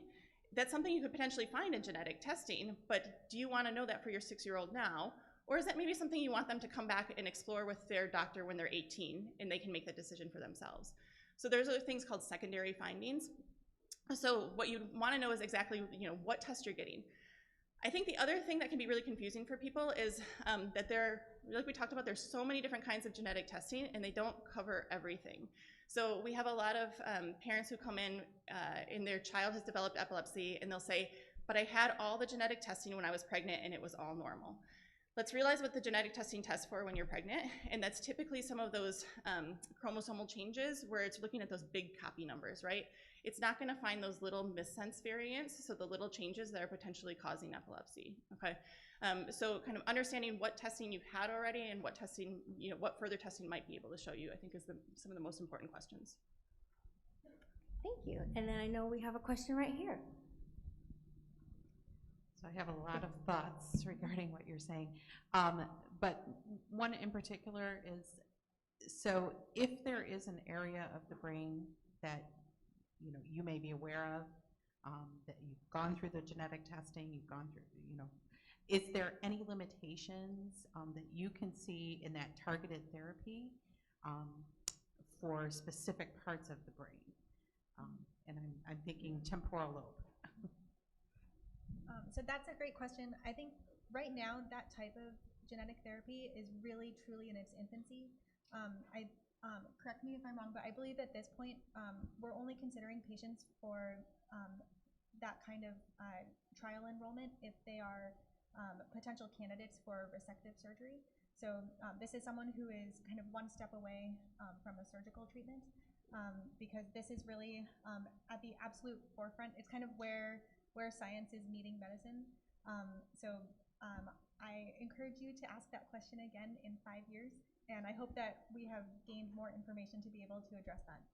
From a purely abstract theoretical standpoint, I think that type of genetic therapy has tremendous promise for focal epilepsies, regardless of their etiology, and I can't think of, just from a first principles standpoint, I can't think of a reason why any individual brain region would be off the table. So it's potentially transformative, but with a huge grain of salt that we're very, very early in the process. And yes, I agree with let's look back in 5 years and see where we're at. I think the big thing with some of these therapies is the Goldilocks effects, right? You don't want to have too much and you don't want to have too little, especially when we're talking about ion channels. And I think that's what the trials are really going to help us to decide, because there is the potential that you deliver too much of that extra channel and it actually makes seizures worse, right? So there's very much this balance that we need to figure out how to find. And then maybe just to add further to that, when we're thinking about epilepsy surgeries, a big thing, a big consideration for an individual patient is whether the part of the brain that's triggering seizures is also crucially supporting other brain functions. So for example, if your seizures are coming from the part of your brain that is responsible for language, that's a part of the brain that you can't resect and you can't treat with a laser ablation because you need it all the time, even though it's causing seizures. So I'll slightly amend my previous statement. There's no part of the brain that is theoretically off limits, but for an individual patient, we would need to be very, very cautious to understand what that potential part of the brain that we might be targeting, what it's doing all of the time, not just during seizures. The same way that we think about that when considering a surgical treatment for epilepsy. Thank you. Okay, so this one is kind of a doozy. I like doozies, let's do it. If you have an extra chromosome or you're missing a chromosome, can it lead to having epilepsy? Absolutely. So we know of several syndromes that are associated with epilepsy, and they are related to having extra chromosomes or missing a chromosome or missing pieces of a chromosome. So those big chromosomal rearrangements are commonly associated with epilepsy.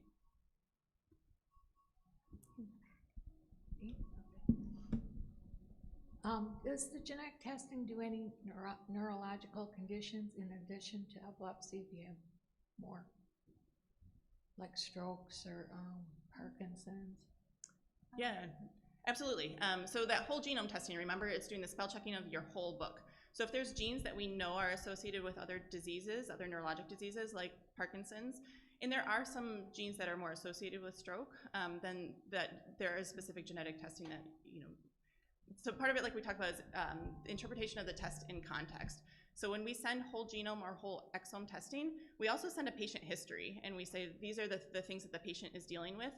So when they're interpreting the test, they look and see if any of those genes are known to be responsible for any of those problems that the patient is dealing with. So not just epilepsy, but if the patient is also experiencing, multiple strokes or has, even like gut dysfunction or liver enzyme changes, things like that, those all get interpreted in context. Yeah. Question. This doesn't go along with what you've said so much. When I was about in 2nd grade, I got hit by a line shot with a baseball. Could that have caused my epilepsy? Because that's one thing they're blaming it on. Yeah, so I think it's always difficult to know for an individual person. Everyone has that question. It's something we hear all the time from our patients, why do I have seizures? Where does my epilepsy come from? I think it's hard to answer for an individual person. What we can say for the entire population of people with epilepsy is that there are risk factors that you can encounter during your life, like a brain injury, but not everyone who has that exact brain injury would go on to develop epilepsy. So there's the kind of a mix of a genetic risk profile and then the lived experience that each person individually has. And we can think of it as a kind of two-hit idea. So you have the genetics that you're born with, and then whatever you go through during your life. And for cases like Dravet syndrome, that first risk of the genetics you're born with is such a strong risk that almost everyone with those gene variants will go on to develop epilepsy regardless of what happens during their life. There's nothing you can do to protect against it. But for many people, there's some amount of risk, and depending on what happens to you during your life, one person might develop epilepsy and one person might not. And genetics are the sort of background that modifies that risk. And I'll just add, those are what we're considering as modifying genes. And our understanding of these is really in its infancy because, probably half of us in this room have the same modifying gene, but not everyone in this room has epilepsy, right? So it's probably related to some of the other genes you have as well. And something I often like to talk about when I give this talk is that genetic generalized epilepsies, we put genetic in the name of it, and we typically don't send genetic testing on those patients because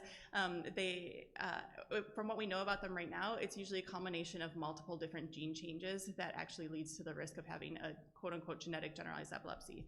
So those are things like childhood absence epilepsy, juvenile myoclonic epilepsy. The caveat to that is that I do send testing if they have other features that make me a little more concerned, like they don't respond well to medications, or they have other features like intellectual problems, autism, things like that. Then I might be more likely to send testing, looking for some of those single genes that might be causative. Do we have some more questions from the audience? I was just going to say that I would like to take it because I was told that I had seizures since I was 2 years old, and then my mom started it when she's 89 now, probably 3 years ago, and I still feel that it's on my mom's side of the family. Second, also, I tested myself lots of times, and I feel that my seizures are caused by stress, worriness, when I get mad. But going through what you were going through, a woman, especially with a woman, their body changes over and over. And also, too, it should start with an older person, like the grandmother, mother, going down. You'll find more things. You'll find out more things, or we will find out more things. Yeah, I mean, I think that's a great situation where a family might get some benefit from meeting with a geneticist and a genetic counselor so they can kind of thoroughly review your family history and try and assess those risks and then decide if testing would be right for that family. And maybe just one thing to add to that. So I think in general, pediatric neurologists are much more primed to think about genetic testing because you're dealing with epilepsy that's starting in children. And in the adult neurology world, it's something that we consider more variably, even in cases where we really should. So by the time a patient has graduated from pediatric to adult neurology, and you're in the office of an adult neurologist, maybe you had genetic testing as a child, But as we talked about, our knowledge has changed so much between now and then that revisiting that might be worthwhile. And sometimes the decision or the conversation about genetic testing is initiated by the doctor, but a lot of times it's also initiated by the patient. So for any adults with epilepsy in the room, whether or not you had genetic testing as a child, if any of this resonates with you and you think it would be something that could add to your care, this would definitely be something I would encourage you to bring up with your physician. This is super exciting. Thank you so much for sharing what you guys are doing. We actually started genetic testing in 2010, and to see your chart, it gives me great hope to start the process again. That being said, financial barriers are very realistic for our community. Do you have any programs or things that you might suggest that we pursue as a community to maybe get into a trial, or are there supports through insurance companies? What do you recommend? Yeah, specifically for genetic testing, there were some companies offering panels for free for patients who qualified for essentially what they were looking for. And some of those have changed, but Children's Special Health Care in Michigan is pretty good at covering genetic testing for children who qualify for Children's Special Health Care. Some of the other payers are getting a little bit better at covering, and like I said, we actually have some private payers now who are covering whole genome.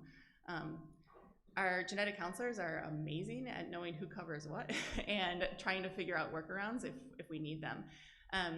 As far as, I talked about some of those panels that you can potentially pay out of pocket for as well, and so that I think it is a possibility, but obviously that $250 can be really a hardship on a lot of people. And I don't specifically know of any resources that are helping to cover that, but I feel like that's maybe an area of need for the Epilepsy Foundation as well. So my question is for individuals that feel that their epilepsy is within their family and then they eventually have children, should their children be tested? That is very much an individual question for which genetic counseling is perfect. There's very much the thing about you don't want to decide things for your children, right? If it could potentially benefit them, then maybe that's worthwhile. But this is worth a very in-depth conversation with a genetic counselor about what the possible results could show, and if you want to know about it now, or if you want to wait for them to make their own decision. And also for people who are family planning, this is a conversation that you could have with a genetic counselor even before having children to figure out how to navigate that. Right here. Okay, I have a question. In terms of gene functionality and the changes, I know that can change throughout age as well. So in terms of like the actual testing, is it different with pediatrics and with like adult in terms of like how often you need to do the testing if the genes are actually changing? So I think that's a great question. As we go through our life, the genes that are turned off and on to make proteins can change, but the actual text of the book is fixed, so that doesn't change. So the text that is your book is going to be the same from when you're born for your entire life. So I think when we're talking about updating testing and going back and getting retested, it's not because the text of the book is changing, it's because we have a better understanding of how to read that book. So for example, like the patient case we presented, when he went back and had his testing revised several years later, it was the same T to A base pair substitution. It's just that we as a field, as a community, had learned more about what the consequences were. You guys are great. These are awesome questions. Yeah, they are. Good morning. A few years ago, when looking into genetic testing and the situation with my daughter, who's now 11, her seizures started at 5 months, I came across, there seemed to be a study, at least at the time, tying migraines with epilepsy. And my grandmother suffered migraines. I have suffered migraines most of my life. And now my daughter has epilepsy. And at the time, it was just a suggestion in the research. I can't tell you how many years ago I saw that, so I'm kind of asking, does that seem to have been more firmed up? Where are we at on that? There are certain genes that we know can cause different things in different patients in the same family. So there are some migraine syndromes that, I mean, I can tell you from a family I saw recently where the dad, his sister, their mom, they all had like these very, very bad migraines, and then his child had epilepsy. And when we did the genetic testing, we kind of found one of those genes that are known to be associated with both familial migraines and familial epilepsy. There's probably other genes out there that we haven't discovered yet that do the same thing, but absolutely it could be a familial trait. Good morning. So what would you do if someone has they notice that they have inflammation in the brain, the neurologist sees that, and when they get older, they develop seizures? Would genetic testing help with that? I think it would depend so much on the details of the exact case. It's a little hard for me to answer your question well. There can be inflammation in the brain for multiple different reasons. So someone can have inflammation because of an infection or inflammation because of an autoimmune response that the body is creating. Anytime there's inflammation in the brain, that can leave behind kind of a scar in the brain tissue that can increase the risk of future seizures. So in general, that might go in the category of an alternative explanation for the epilepsy that's outside of genetics, but it would depend so much on the exact details of why that inflammation was there and what the other features were, that it's hard to give one answer that would be like a one-size-fits-all answer. Okay, thank you. Hi, in regards to if you have a patient that has some genetic markers, 1 or 2, does that always change the approach to care for epilepsy, or is it just sometimes this is what we know? And at what point is it I was told there's possible parent testing. So I'm not sure I understand even why that would be. I don't know if you can speak to that. Yeah. Great question. So like we talked about, some of those genetic testing findings will come back as something called a variant of unknown significance. And a way to figure out if that is actually significant is to test the parents. Because if that change was inherited from mom or dad, and mom or dad do not have epilepsy, then it makes it less likely that that change is actually causing the disease. Does that make sense? And then as far as, is there always a treatment for it? My main answer is not yet. We are rapidly expanding our knowledge in this, and both of us work in basic science research because this is what we love, and we're very interested in trying to figure out how we can advance therapies for specific genes. Some of these genes we don't even understand how they work, and then others we know exactly where we need to target that molecule. So this is really rapidly changing, and so even if there's not a specific therapy yet, it doesn't mean there won't be in the future, so this might still be good knowledge. Speaking of all the rapid changes, considering what you know now from what has happened maybe even just a few years ago, what do you think the future of genetic testing in epilepsy looks like? Oh, that's so exciting. Maybe we can both answer that. So I think for epilepsies that are caused by a single gene, again, like Dravet syndrome, for the most part, those genes are not included on the kind of universal screening that all babies get when they're born. So usually we only learn that someone has that genetic profile after they've developed the symptoms of epilepsy, and it can even often take a lot of time after that, because first you see your pediatrician, then you see a neurologist, and then maybe you wait some time and then you're referred to a primary academic center with epilepsy specialists and genetic counselors, and so there's a long kind of delay to genetic diagnosis.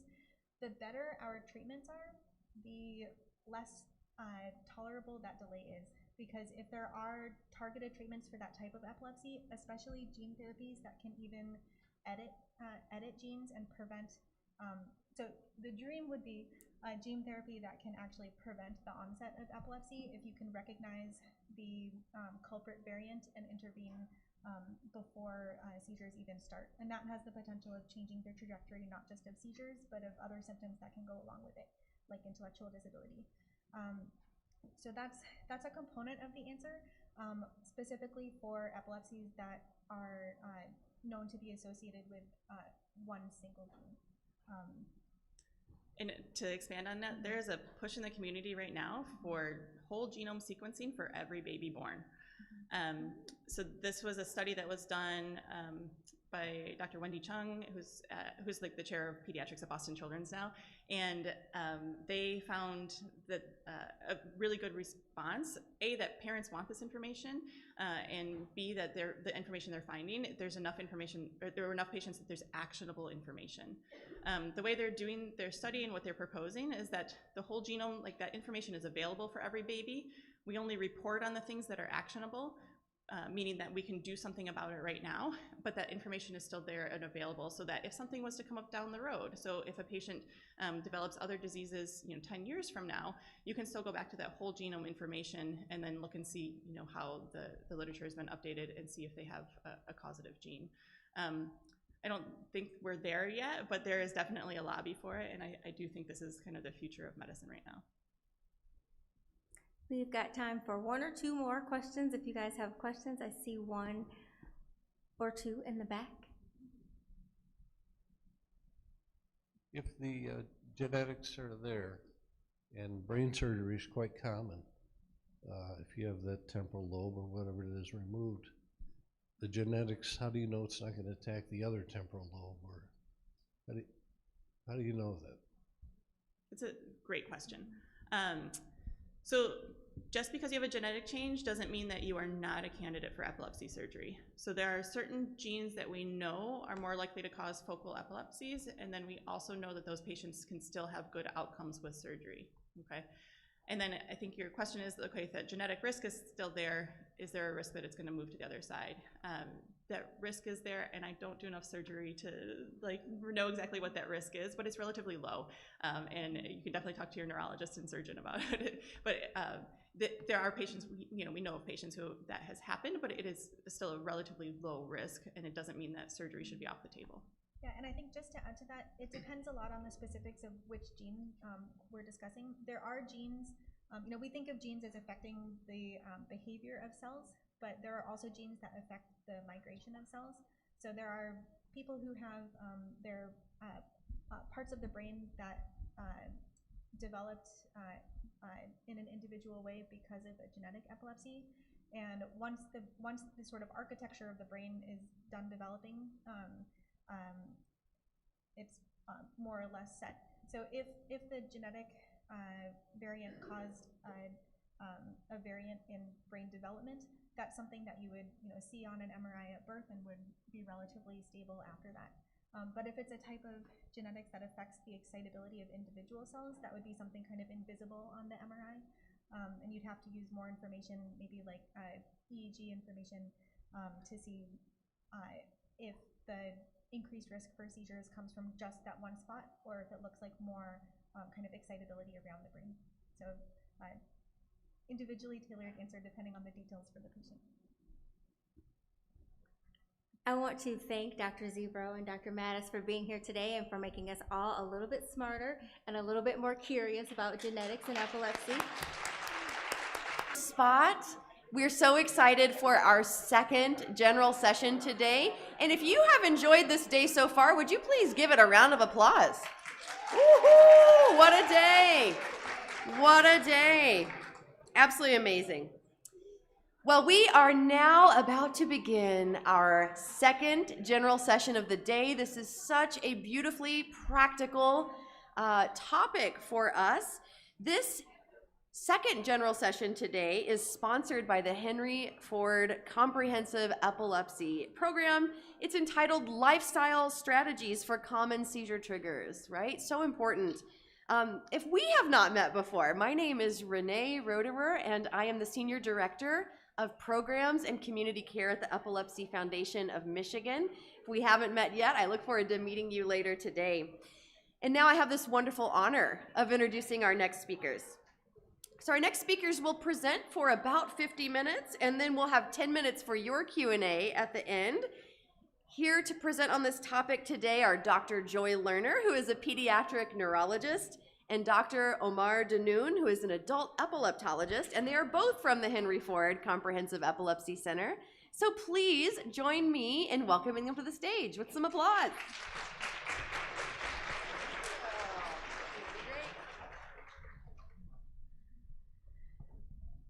Thanks everyone for coming.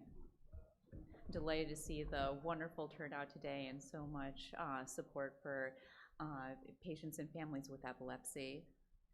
So all of you here today are affected by epilepsy in some way, whether it's you,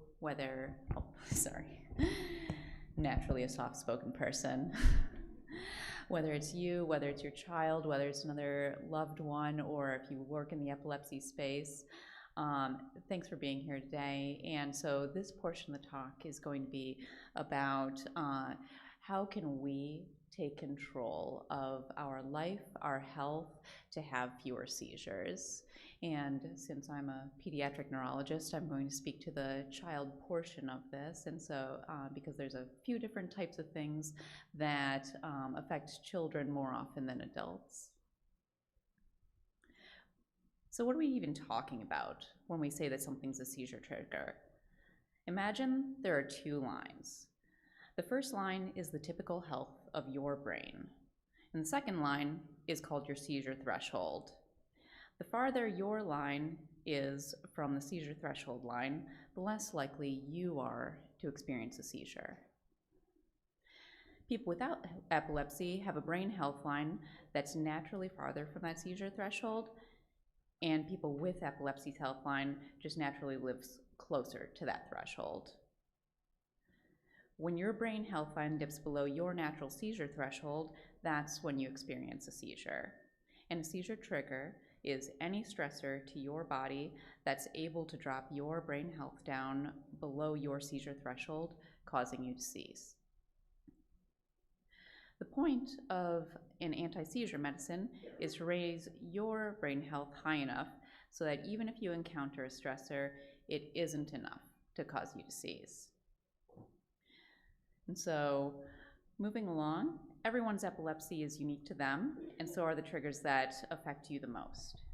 In general, children have more seizures when they get sick, when they don't get enough sleep, missing medicine, and when their bodies are stressed in general. And so for each of these triggers, I'm going to talk about some strategies that families in my practice have used to help their child's health improve and help relieve their seizure burden. So the most common seizure trigger is illness. Being sick takes a lot out of all of us. When our kids don't feel well, they don't eat, drink, or sleep well. And sometimes if they're nauseous, they might not even keep down their seizure medicine.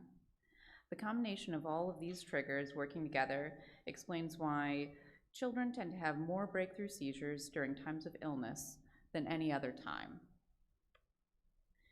Now, you can't necessarily control who is sitting next to your child in class or who walks by you in the grocery store, but there's a few simple things that you can do to try and help prevent the spread of illness. So as you see here, mostly it's going to be the little things that we're talking about, but we talk about them because it really makes a big difference. And the single most important thing you can do, of course, is to wash your hands. We all know that. Germs can live on clean-looking surfaces like keyboards, door handles, counters, things like that for several hours sometimes, and you just don't know who's been there before, who's touched those things. And although our hands have a thick layer of skin to protect ourselves, the second that your child goes to remove the sleepers from their eyes, have a snack, pick their nose, all those normal kid things, now they're taking those germs that they've been collecting on their hands for the last few hours, and now those germs have direct access to the inside of them. And so that's one of the biggest reasons that we get sick in the first place, and that's why hand washing matters a lot. And so what can we do to help our children build healthy habits? The biggest thing is going to be creating a routine of hand washing. And you know, everybody knows we need to wash our hands after we use the bathroom, but you know, when your kid is having so much fun and things like that, they're playing on the playground, they're at their birthday party, all those kinds of things, we tend to forget those other times that it matters too. And so things like playing on the playground, it's a good thing to do when you come inside, and have everybody wash their hands when they come in from playing. Before you eat is actually more important than after you eat. Obviously, if you're sticky, you should wash your hands, but before eating is important, because then you can't introduce those germs from your day-to-day life into your food and everything. And of course, our children love us so much. May not look like that all the time, but they do, and they're watching everything you do, and so modeling good behavior yourself makes a big difference as well. The next thing would be, of course, you know, sneezing into your elbow instead of your hand.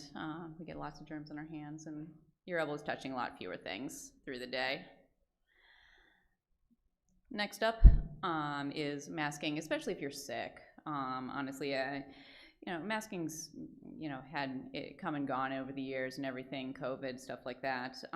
But if you are sick, it really makes a big difference to trap those secretions from your mouth and your nose behind that physical barrier, so it doesn't get out into the world, doesn't get in your hands when you touch your face, those kinds of things. And N95 masks for most people in most situations are probably going to be a little bit of overkill, but the paper masks and everything, as long as they're worn properly, they do create a pretty good barrier. So it really, really does help a lot. And then, of course, everyone's favorite, immunizations, including the yearly flu shot. And so what does this do? It helps prevent you and your family from getting sick, and from, if you do get sick, from getting sick enough to trigger a seizure. According to the CDC, flu shots themselves have been one of the most effective public health measures that we've had.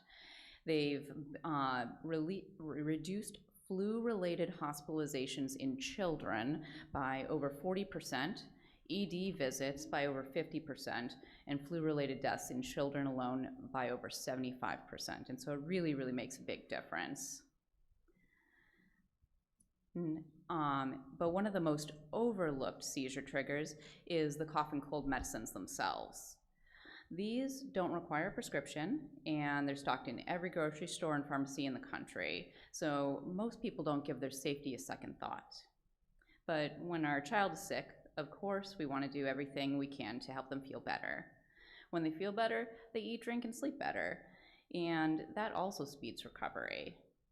And so, although individual responses vary, let's talk about some of these over-the-counter medicines that we should avoid for children in epilepsy and what we should be doing instead.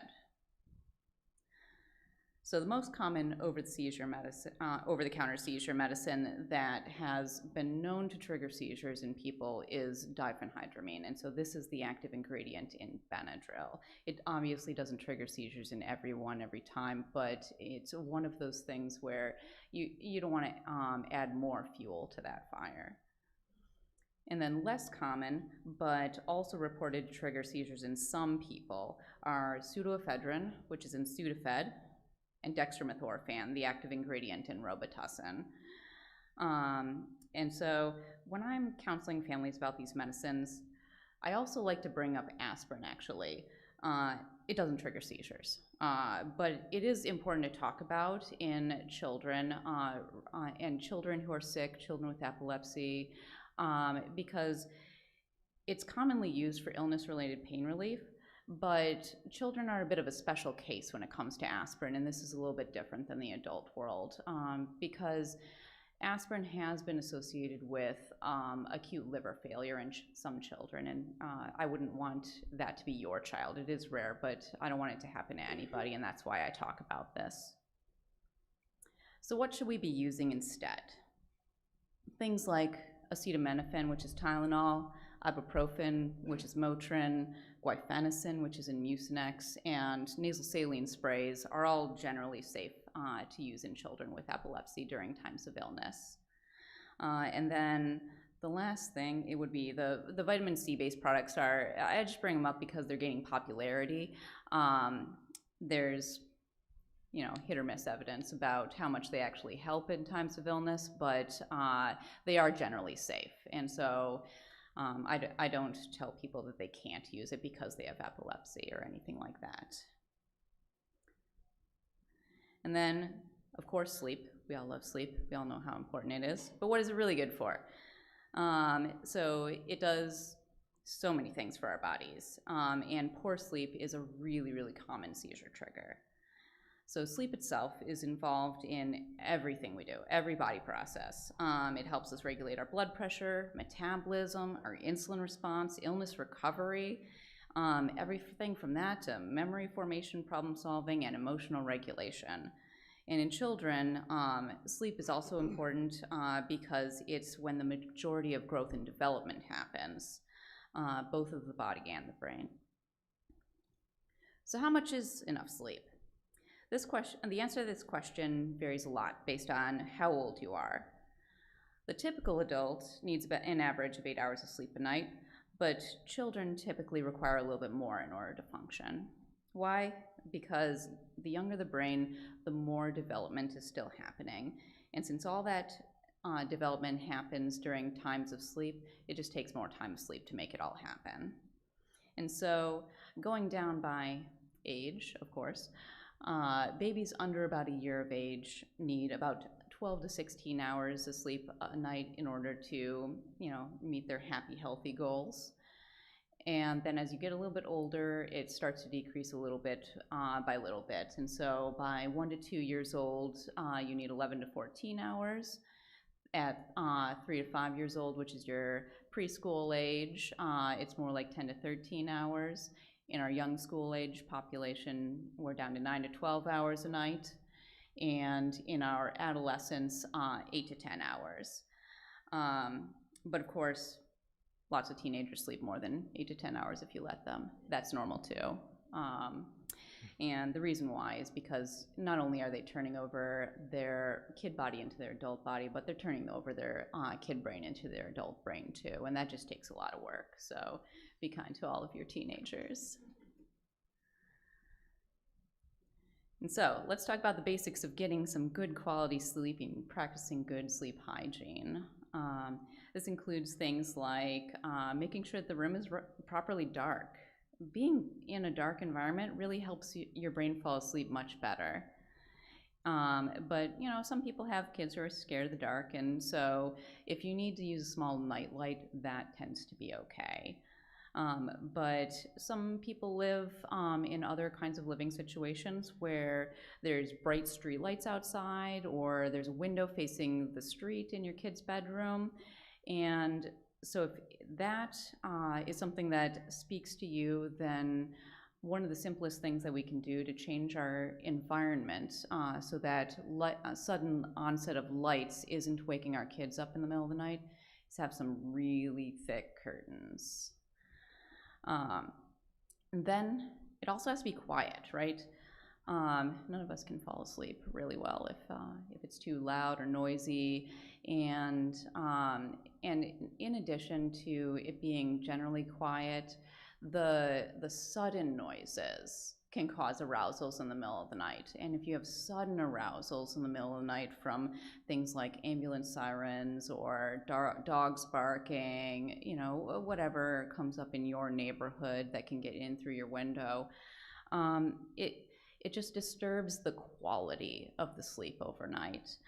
And so how can we help with that? Some people do find that the really thick noise blocking curtains can provide some help in blocking those outside sounds.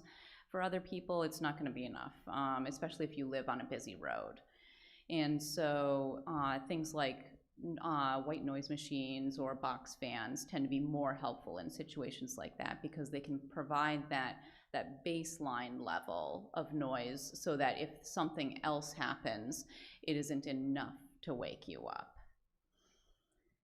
And then I also like to talk about the TVs in this portion because TV sometimes sounds like a good choice for background activity or background noise, but the TV screens themselves are way too bright, and so it disturbs the nighttime environment. And then there's also all of these transitions when you have a TV on. There's transitions between the shows and the commercial breaks. There's a lot of words being spoken, and all of those transitions from one level of noise to another level of noise, the transitions from speaking quietly to speaking loudly, and all of that can cause arousals as well. And so I like to advise against having a TV in the bedroom for those reasons. But other things would be, the white noise machine or the box fans, soft instrumental music, those kinds of things tend to be much less disruptive and help improve the quality of your sleep instead of throwing it off.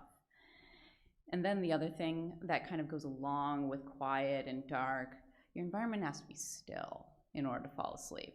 If anybody's had a bed partner who moves around too much, or maybe you have a dog or sleeps with you or anything like that, if you have someone who is poking you in the side in the middle of the night, you're gonna wake up. And so so just keep that in mind when you're trying to create an environment that promotes happy, healthy sleep. Think about these things and how you can create an environment in your own household that promotes them rather than disturbs them. And the next thing would be setting a consistent bedtime. This is hard. If you have young kids, if you have teenagers, doesn't matter what age the kid is, really, setting a consistent bedtime between weekdays and weekends can be really, really challenging. And then, you go from the school year to the summertime, and everything gets thrown off. But for people with epilepsy, it's just different. You just have to take a little bit better care of yourself than other people who might not be as sensitive. And so on the weekdays, obviously, you have a certain amount of time that you need to fall asleep by in order to get enough rest to get up in the morning for school. And rather than having weekends be more of a free-for-all, it tends to be more helpful for consistency of sleep if you can have that bedtime be closer to 1 or 2 hours later rather than 3 or 4 hours later. I've just had too many kids staying up until 3 or 4 in the morning playing video games, and then they have a seizure the next day in school. It's really, really hard on your body. It's really hard on your brain. And so just thinking about how can I have these conversations in my household with my kids to create a plan that makes sense for us. And routine, everyone loves it, but it really does help. The bedtime routine and the getting ready for bed routine helps a lot because every step that you're doing, when you do it over and over again, that practice and that habit building lets our brains know that sleep is coming. And when your brain knows that sleep is coming, it's going to be easier for your brain to fall asleep. And so the common routines include things like bath time, brushing your teeth, picking out your pajamas, reading a story, singing a quiet song. Remember, though, that this is a time to promote relaxation. So Papa Bear chasing Baby Bear around is maybe a better afternoon or early evening activity. And then the other thing that a lot of parents deal with is the delaying bedtime. And so the ever increasing list of demands. So Yeah, and so just keep in mind that the ideal bedtime routine to promote sleep and not have it go all the way into the night is going to be to target about 20 minutes of getting ready for bedtime and picking only a couple of quiet activities, because of course you can't put your kid to sleep. They have to learn how to fall asleep on their own. And so those couple of quiet activities and building that routine really helps a lot. But what do you do if you've tried these basics and your child still won't go to bed? In young children, the most common reason that parents give me is the emotional dysregulation piece of this. They can't settle down to sleep, and every step in the process becomes a fight. Young children already aren't the most well-regulated of human beings, and many types of seizures further disrupt the areas of brain that control emotional regulation, which makes it even more difficult for some patients with epilepsy. And so some children have a fight or flight response activated when they're overly tired, which makes them angrier, more defiant, and more aggressive. For these kids, moving bedtime earlier before they start to get angry can be helpful for some families. Other children might have trouble calming their brains due to another health condition like ADHD or anxiety. Both of these are very, very common in people with epilepsy, and managing them appropriately can help your child become more organized about the bedroom time routine and shorten the time it takes to relax enough to fall asleep. And so if you do have questions about other health conditions like ADHD and anxiety, your doctor would be the best person to talk to about evaluation management, those kinds of things.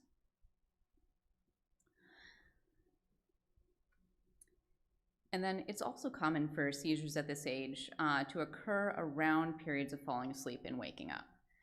And if you have a child who has seizures that occur during periods of drowsiness, then sometimes these kids who don't have the words to really express how they're able to feel, it can leave them more confused and more disoriented and make bedtime itself a scarier experience than it needs to be. So if you feel like your child is having seizures around bedtime, obviously speak to their neurologist. They might need adjustments to their plan. But even once you get those seizures under control, they can still be left with the memories of how it was before. And so finding out if fear is even a factor in bedtime avoidance is the first step towards helping them heal. Kids are pretty smart. They get it.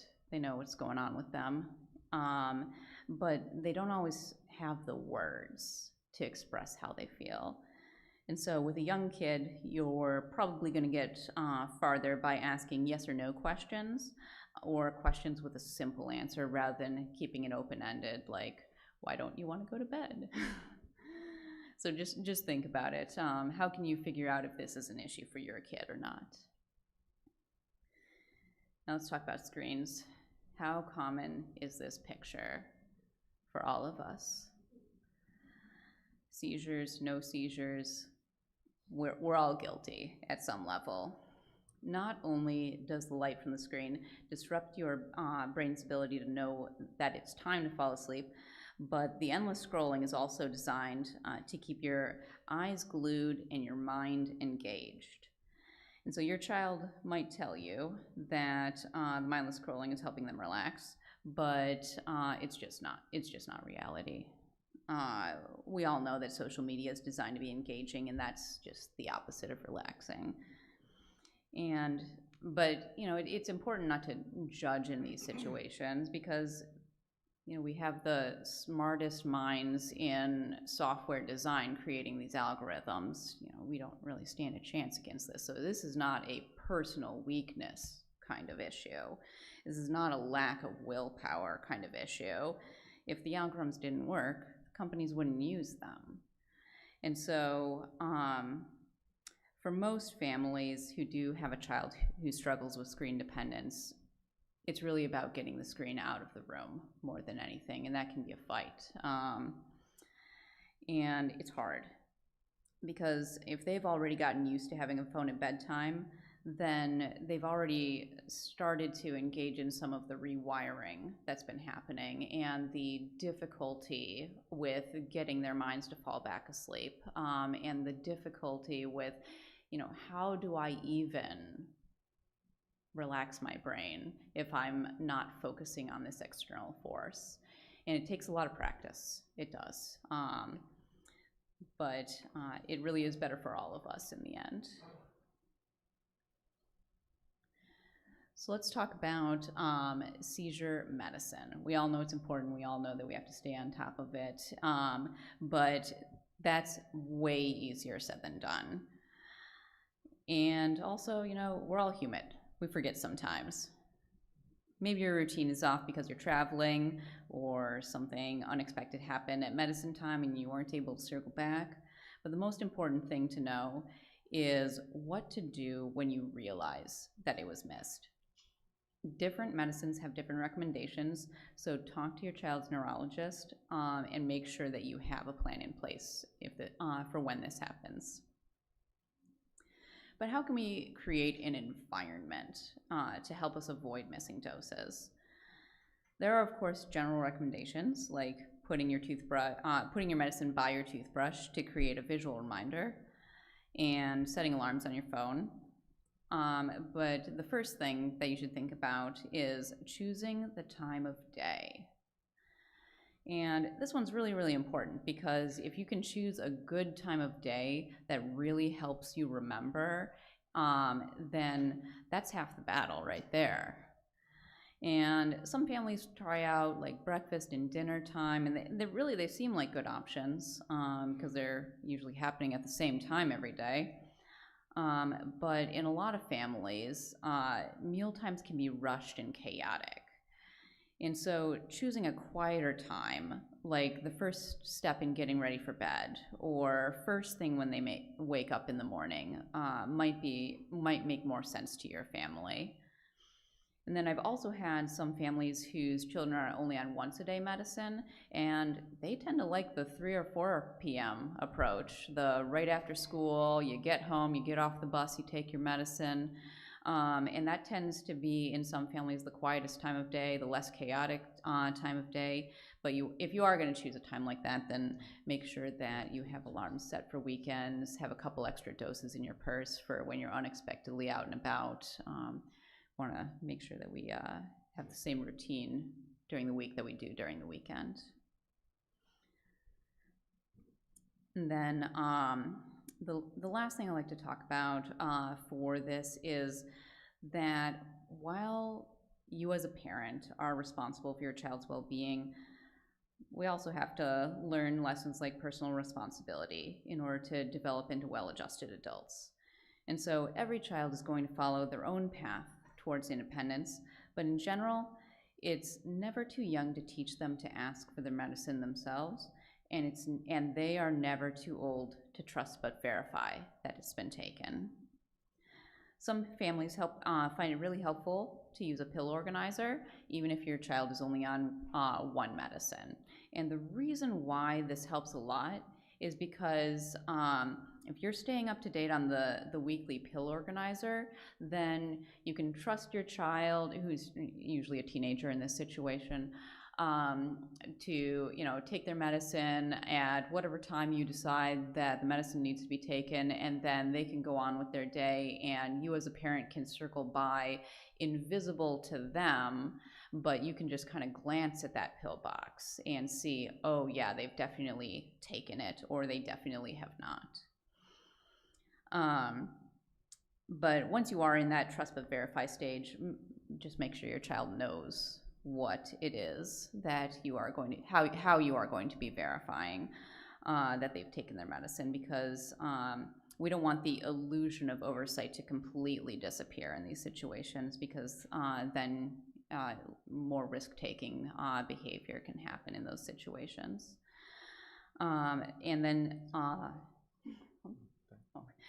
And then if your child spends time in different households, make sure that you and your co-parent are on the same page about that.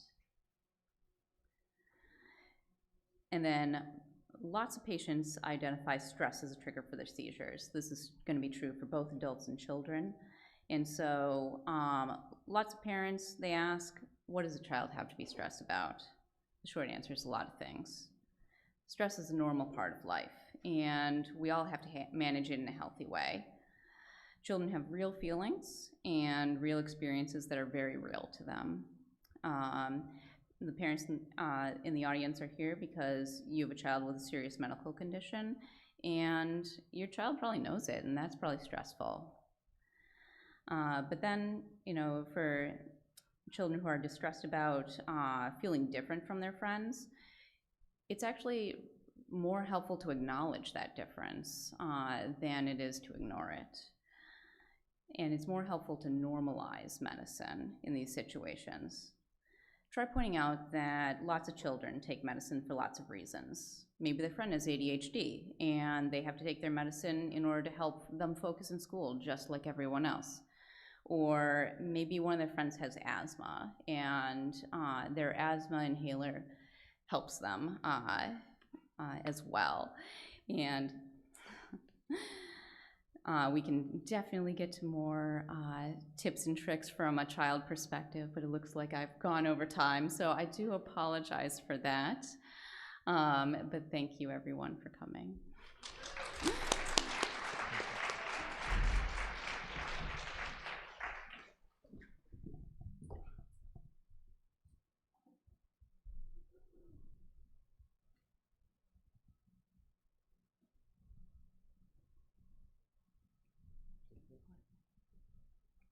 All right, thank you so much, Dr. Lerner. Actually, you did an amazing job that my lecture is not needed anymore. So I will do some strategies that are applicable to adults. And you know, when kids go into to grow into adulthood, there are lots of things that adults are kind of specialized in. So let's talk about these strategies. And I promise I will not put you any articles or studies or meta-analysis or any graphs, just good information without this. So let's talk about this. So let's meet Adam. So Adam, he's a 32-year-old man with epilepsy. He called my clinic in a panic that he had a recent seizure. So he was not happy about that. So my good office staff asked what happened. And he said that, well, I forgot to take my medicine the night before, and I was stressed because I had finals. So I pulled an all-nighter and used Red Bull. And then after the exam is done, he celebrated with his friends with only a shot of vodka. So anyone notice anything wrong Adam did? Maybe the only thing right that he called my office. But otherwise, you know, maybe a few things that we'll pick up. So this is, unfortunately, a common situation that people can get in. So let's talk about these things, that how we can mitigate it and live our best life for seizure freedom. So the first step in seizures, the most common trigger for seizures in adults is medications. So missing medications can cause breakthrough seizures. It's not rocket science, it's just epilepsy. So here's what happens. Here's what happens when you miss a dose. So when we miss a dose, we have, like in the blood, there is a steady state of blood levels. The blood is always there. There is medicine in the blood, and every time we make it, it's kind of like you're filling up the car with gas. It's always running. When you miss a dose, what happens is that there is a dip in the blood levels here. And that time can be a vulnerable time that seizures will happen. And it takes, unfortunately, few days. It does not go away right away. It takes few days to build this up. So what should we do? It's different for every medication, but the general recommendation in epilepsy medications is that if you miss a medicine, you need to make it up. So here's what you do. So if you, let's say you take medicine morning and night, 9 and 9. So you miss the morning time, then 9 o'clock, so take it any time during the day. 3, 4, 5, 6 o'clock, anytime during the day, just take the medicine, because that will make up the dose, and then the next dose will be at the same time. And then if it's nighttime now, it's 9 o'clock, it's time to take my medicine. Oops, I did not take my morning medicine. So what do? You take the morning and night together to make it up. But you can't take 3 doses, you just take maximum of 2. So the rule is double but never triple, okay? So that's how we deal with medications when we miss them. So there are helpful tips that we use to memorize taking the medications. So if you keep a list of your medications, that's a helpful thing, especially when you go to see the doctors. I love my patients who come prepared with a list of medications. That's very, very helpful. And then take medications on the same time. So most medications for epilepsy are twice a day. So make it like 9 and 9, 8 and 8. Something that works for your schedule is very helpful to take it out. And then set alarm. Sometimes alarm going off in your phone, that can help to kind of take the medicine and stop the alarm. And a pill planner will be very handy.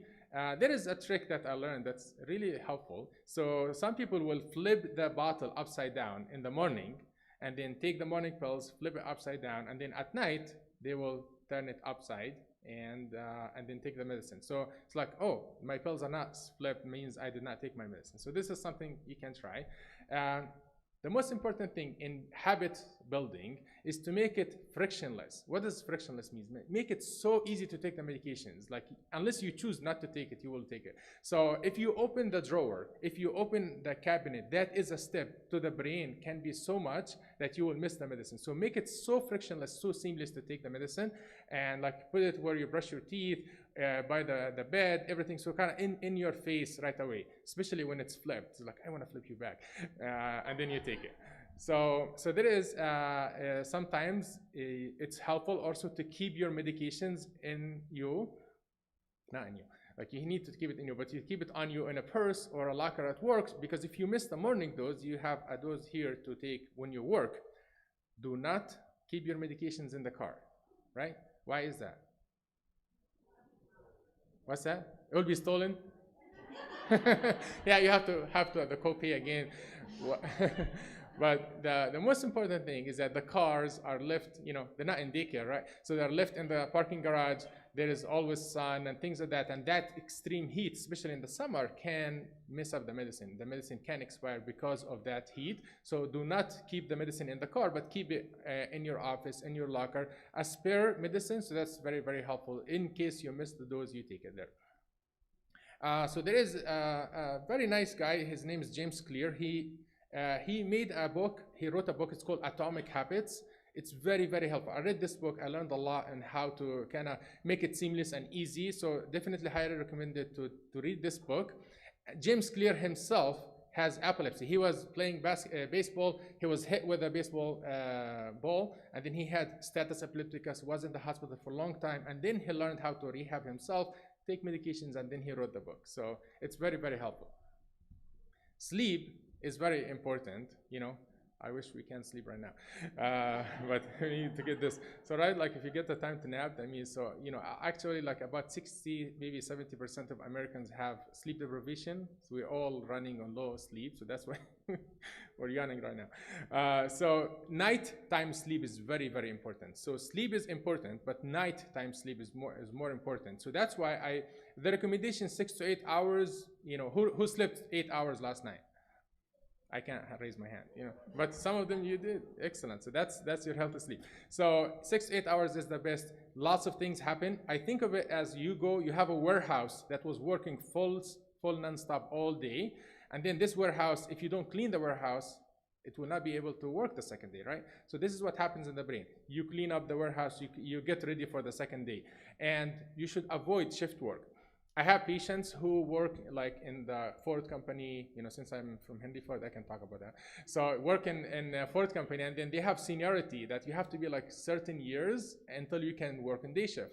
And then the older people will work on night shift. So I wrote letters to the employer, say like, this patient has epilepsy, changes in that sleep schedule can trigger seizures. The daytime sleep is never refreshing as the nighttime sleep, especially if you have kids. Kids, if Baba's home, that means that there is fun, there is playing, they never respect that. So sleep hygiene tips, like Dr. Lerner told you, is very, very important to do. Diet. I'm the only one between you and lunch right now. So I'll make sure that you get the information we need. So lots of people ask me, like, is there anything I should avoid if I have epilepsy? The answer is that anything in excess can be a trigger, especially in like some kids, some people will have, like, if they eat lots of sugar, can be a trigger for them. Some people have identified food triggers, but in general, there is no one trigger that is food related. But sometimes highly processed food and things like that. The recommendation is take whole grain, a rainbow of colored food. That's very good. Like the more colorful your food is, the more organic and whole food, that will be better for your health overall and for epilepsy. Light.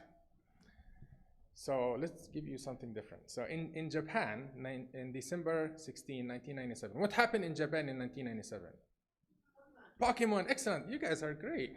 Yes, Pokemon was released. So in April was the first Pokemon episode. I was a kid that time. I'm still working through that. So I was watching Pokemon when I was a kid, and it was translated in Arabic, and it's like Pika Pika and all of that.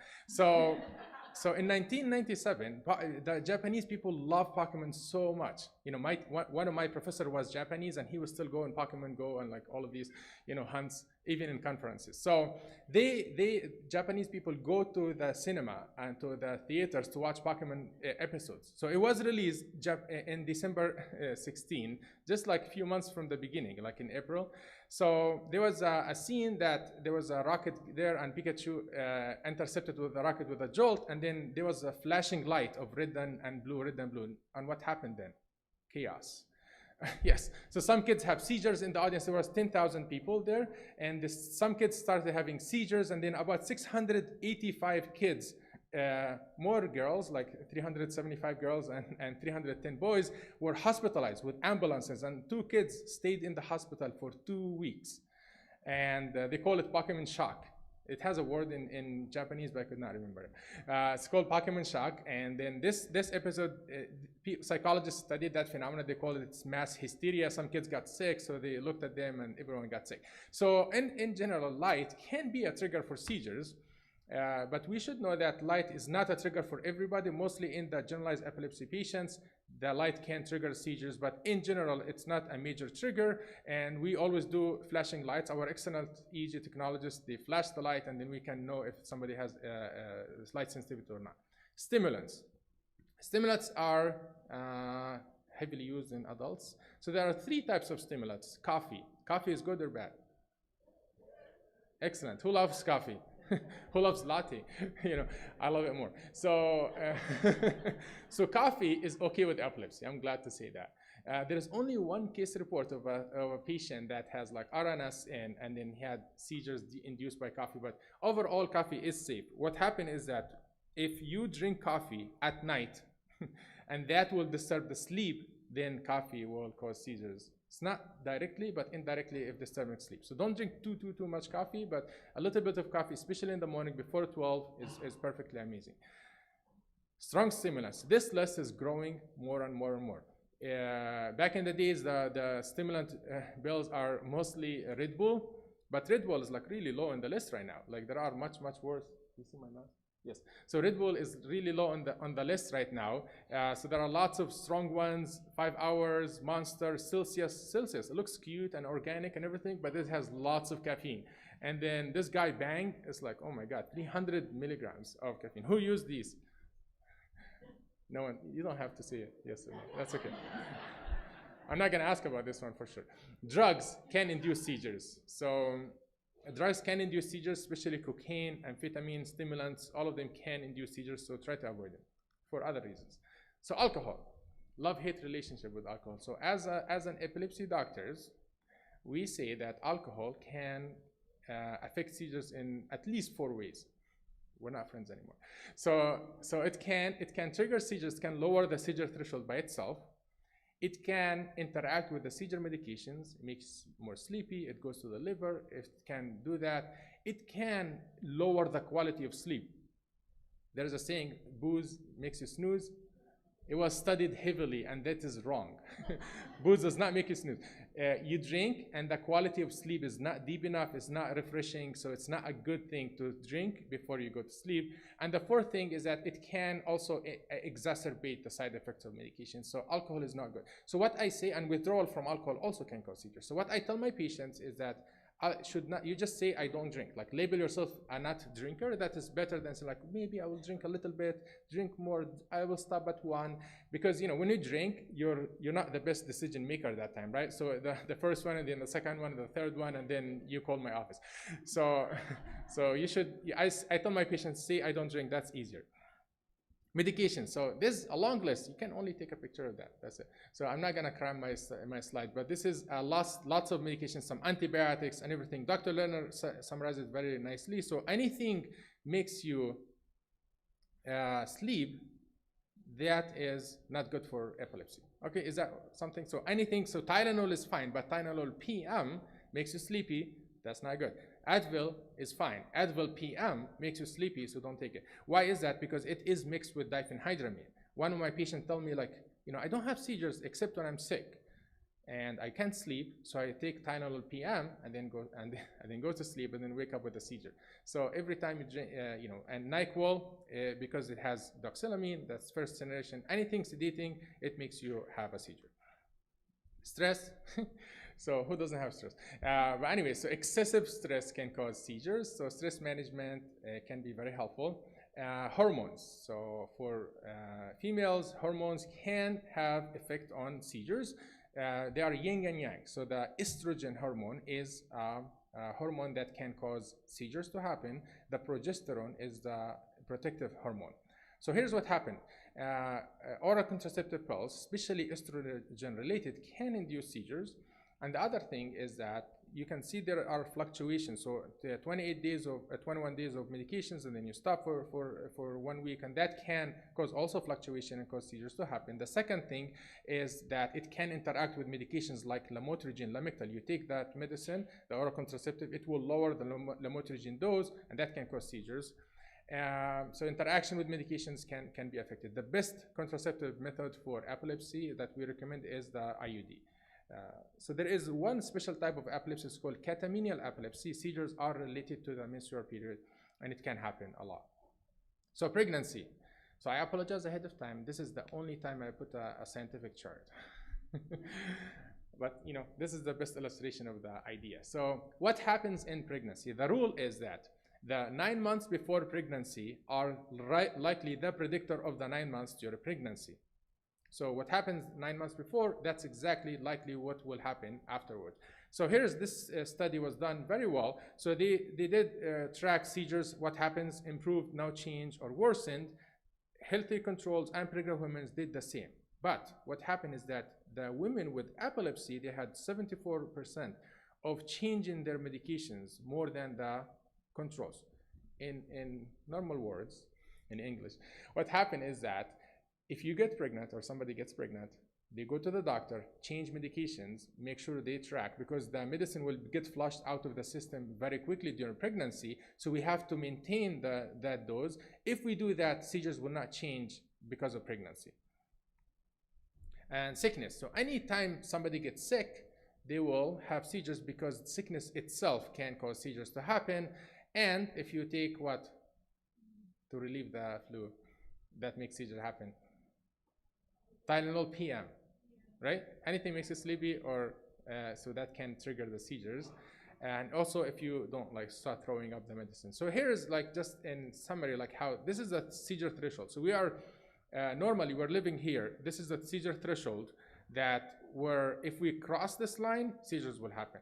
So we are living mostly in here, and then if you miss some medicine, the seizure threshold will go up. If you don't sleep that night, the seizure threshold will go up a little bit more. If you take a Red Bull, the seizure threshold will go up. If you miss the second dose, the seizure threshold will go up until you hit that threshold, and then a seizure can happen because of that. So this is how these triggers all play together. Sometimes it's not just one trigger. Sometimes you accumulate, like Adam did a good job at the beginning. He did all the wrong things. So this can be a trigger for seizures. So I remember after doing all of that and learning, it's man, this is a good video for my YouTube channel. So I made the videos those are the 5 wrong things that you should not do, and hopefully it's working well. So so take home message: don't have seizures. So that's everyone can do that. So thank you so much, and this is my wonderful team attending for it. I'll take some questions.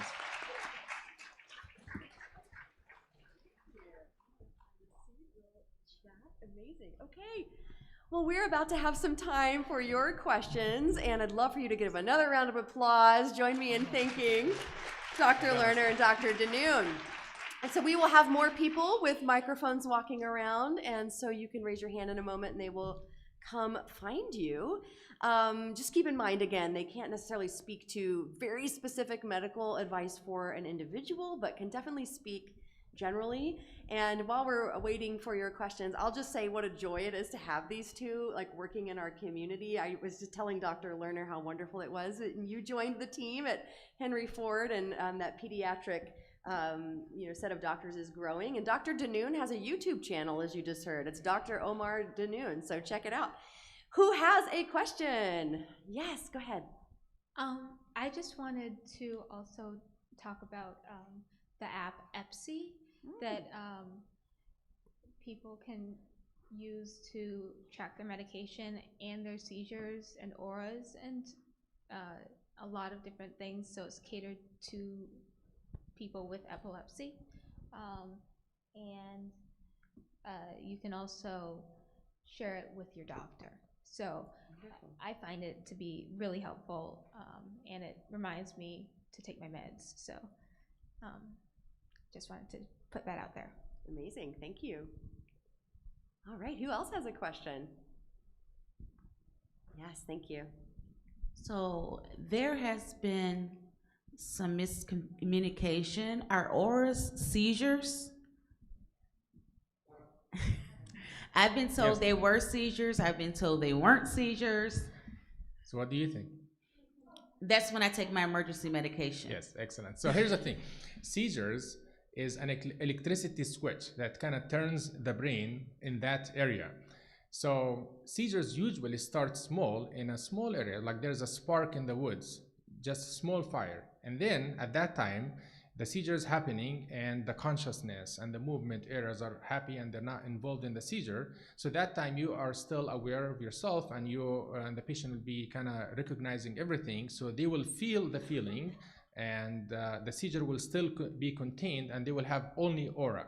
The aura came from that Greek name, breeze. So the first patient described a breeze in their hand, and then they called it aura, and then that's how it is now. So auras are all seizures. So if you feel deja vu, feel sensory fear, all of that, these are all seizures that are small. They're not getting big enough to spread or cause big seizures or impairment of consciousness. In my practice, I treat auras the same I treat seizures, so I would like to kind of control the auras as much as possible. Always it's individualized care, which means that sometimes if the patient is only having auras with no other things and they are doing well on medications and no big seizures, we might say, oh, it's okay, but overall you should control auras the same as you control seizures. And it can be an indication, like you do, is that, oh, I'm having auras means it's just a matter of time until a big seizure happens, I can take more medicine. Great question. Okay, who else has a question? Thank you, go ahead. I have a question for one and or both of you, whoever thinks they have more information, and it's a two-part question. The first part is both regard sleep. The first part is there any indication that people suffering from epilepsy need more sleep than people of the comparable age due to the increased brain activity? And the second part is when you are post-ictal, should we allow an individual to just sleep as long as they sleep and wake up naturally, or should we only allow them to sleep a certain amount of time? I'm having issues with my child's school regarding this, because they seem to think that if she goes 2 hours post-ictal sleeping, that's enough. And then they wake her up, and according to them, they have found no increased seizures due to that. My policy has always been, if she's post-ictal and she sleeps the rest of the day, apparently she needed it. So what are your thoughts on, kind of the two parts of that? Yes, so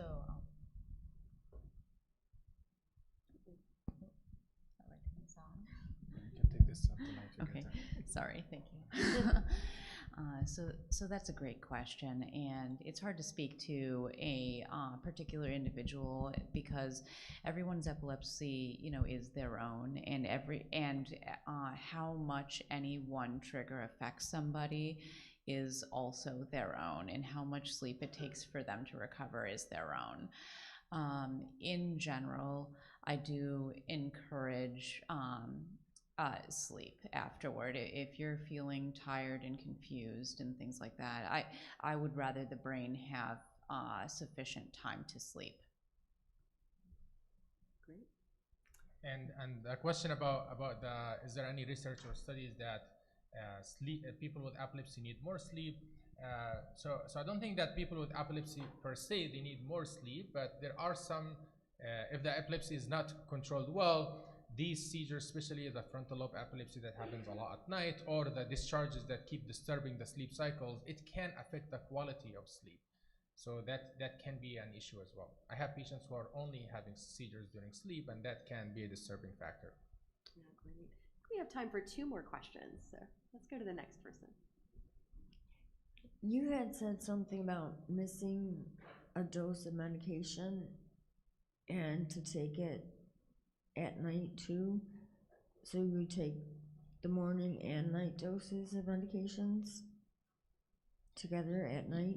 Yes, so here's a recommendation. Every time you miss a dose in of the medicine, the blood levels drop and you need to make that up. So the recommendation is that if you take morning and night, you miss the morning dose, then take it as soon as you remember, anytime during the day, morning, night, anytime during the day, like 3 o'clock, 4 o'clock, anytime during the day, take it. And if it is now nighttime and you missed the morning dose and you did not make it during the day, you can take 2 together. Okay. There are rare cases of medications that are too sedating. You can space them apart with like 1 or 2 hours to if the medicine is too sedating, means like makes you too sleepy, then you can space them apart. But otherwise you need to make up the missed dose. Otherwise you have low levels of the medicine in the blood, and that can be a vulnerable time seizures will happen. Okay. Yeah, Thank you. Good question. Okay, one more. Do we have someone ready? I saw a hand up here. Yes. Okay, we're coming.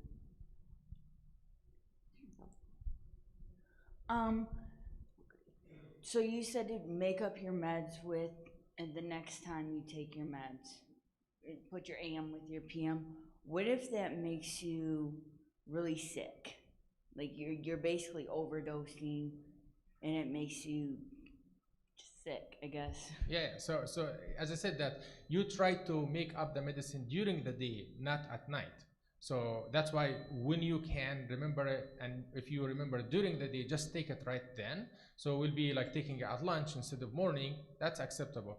If the medicine, if you missed the whole day and you did not make it during the day, then take that dose at night to make it up at night. If the medicine makes you sick, which there are some high doses of medication makes people sick, we recommend to space them out. So which means that take 1 dose right now, and then in 2 hours or 3 hours, take the second dose, so that you kind of just give your body a little bit of time to recover from the first dose and until you get the second dose. So you just want to make it up, but sometimes you space them out too, so that the body will take it easy.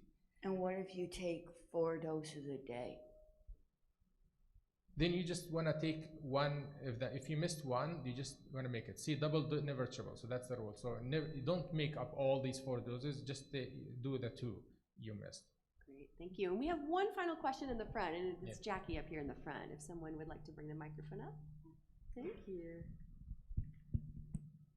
Thank you so much. While we're waiting for the microphone, I'd just like to expand on that point because when kids are sick, sometimes they throw up their medicine. And in general, if a child throws up their medicine and it's been less than half an hour since they've taken their medicine, we consider it as they have not taken their medicine and you redose. Oh, very good. Thank you. Okay. So my question is, it could be for both of you. As a patient gets older with epilepsy, for example, my mother has had epilepsy for over 30 years. Should she get tested or go into the epilepsy monitoring unit every so years to adjust her medication? Because there are studies done that as a patient gets older, they need less medication because their body processes it differently. So my question is, should she go into the epilepsy monitoring unit every 10 years or whatever to test her levels? I can answer because it's adult. So here's the guide point is that epilepsy is a chronic condition, and it needs lifelong treatment in most cases, especially in adults who started having seizures later in life. So if the medicine is working, no signs of side effects from the medications, and no seizures reported, we don't recommend to do testing, do yearly EEG or any of that, unless we have concerns about side effects of medications. So for example, older medication like Dilantin, Tegretol, carbamazepine, phenytoin, these medications are toxic on the bones. They cause osteoporosis. So if somebody is being on that for years, then maybe you can switch them to safer medications that do not affect the bones. And that time you can do the switch and do testing. But otherwise, if seizures are good controlled, I think if you put them to sleep, the seizures will not come back as long as the medicine is being given. I don't recommend to just do like blood levels and things like that unless we have signs of toxicity or side effects, or the seizures come back. But if the seizures are asleep, no side effects,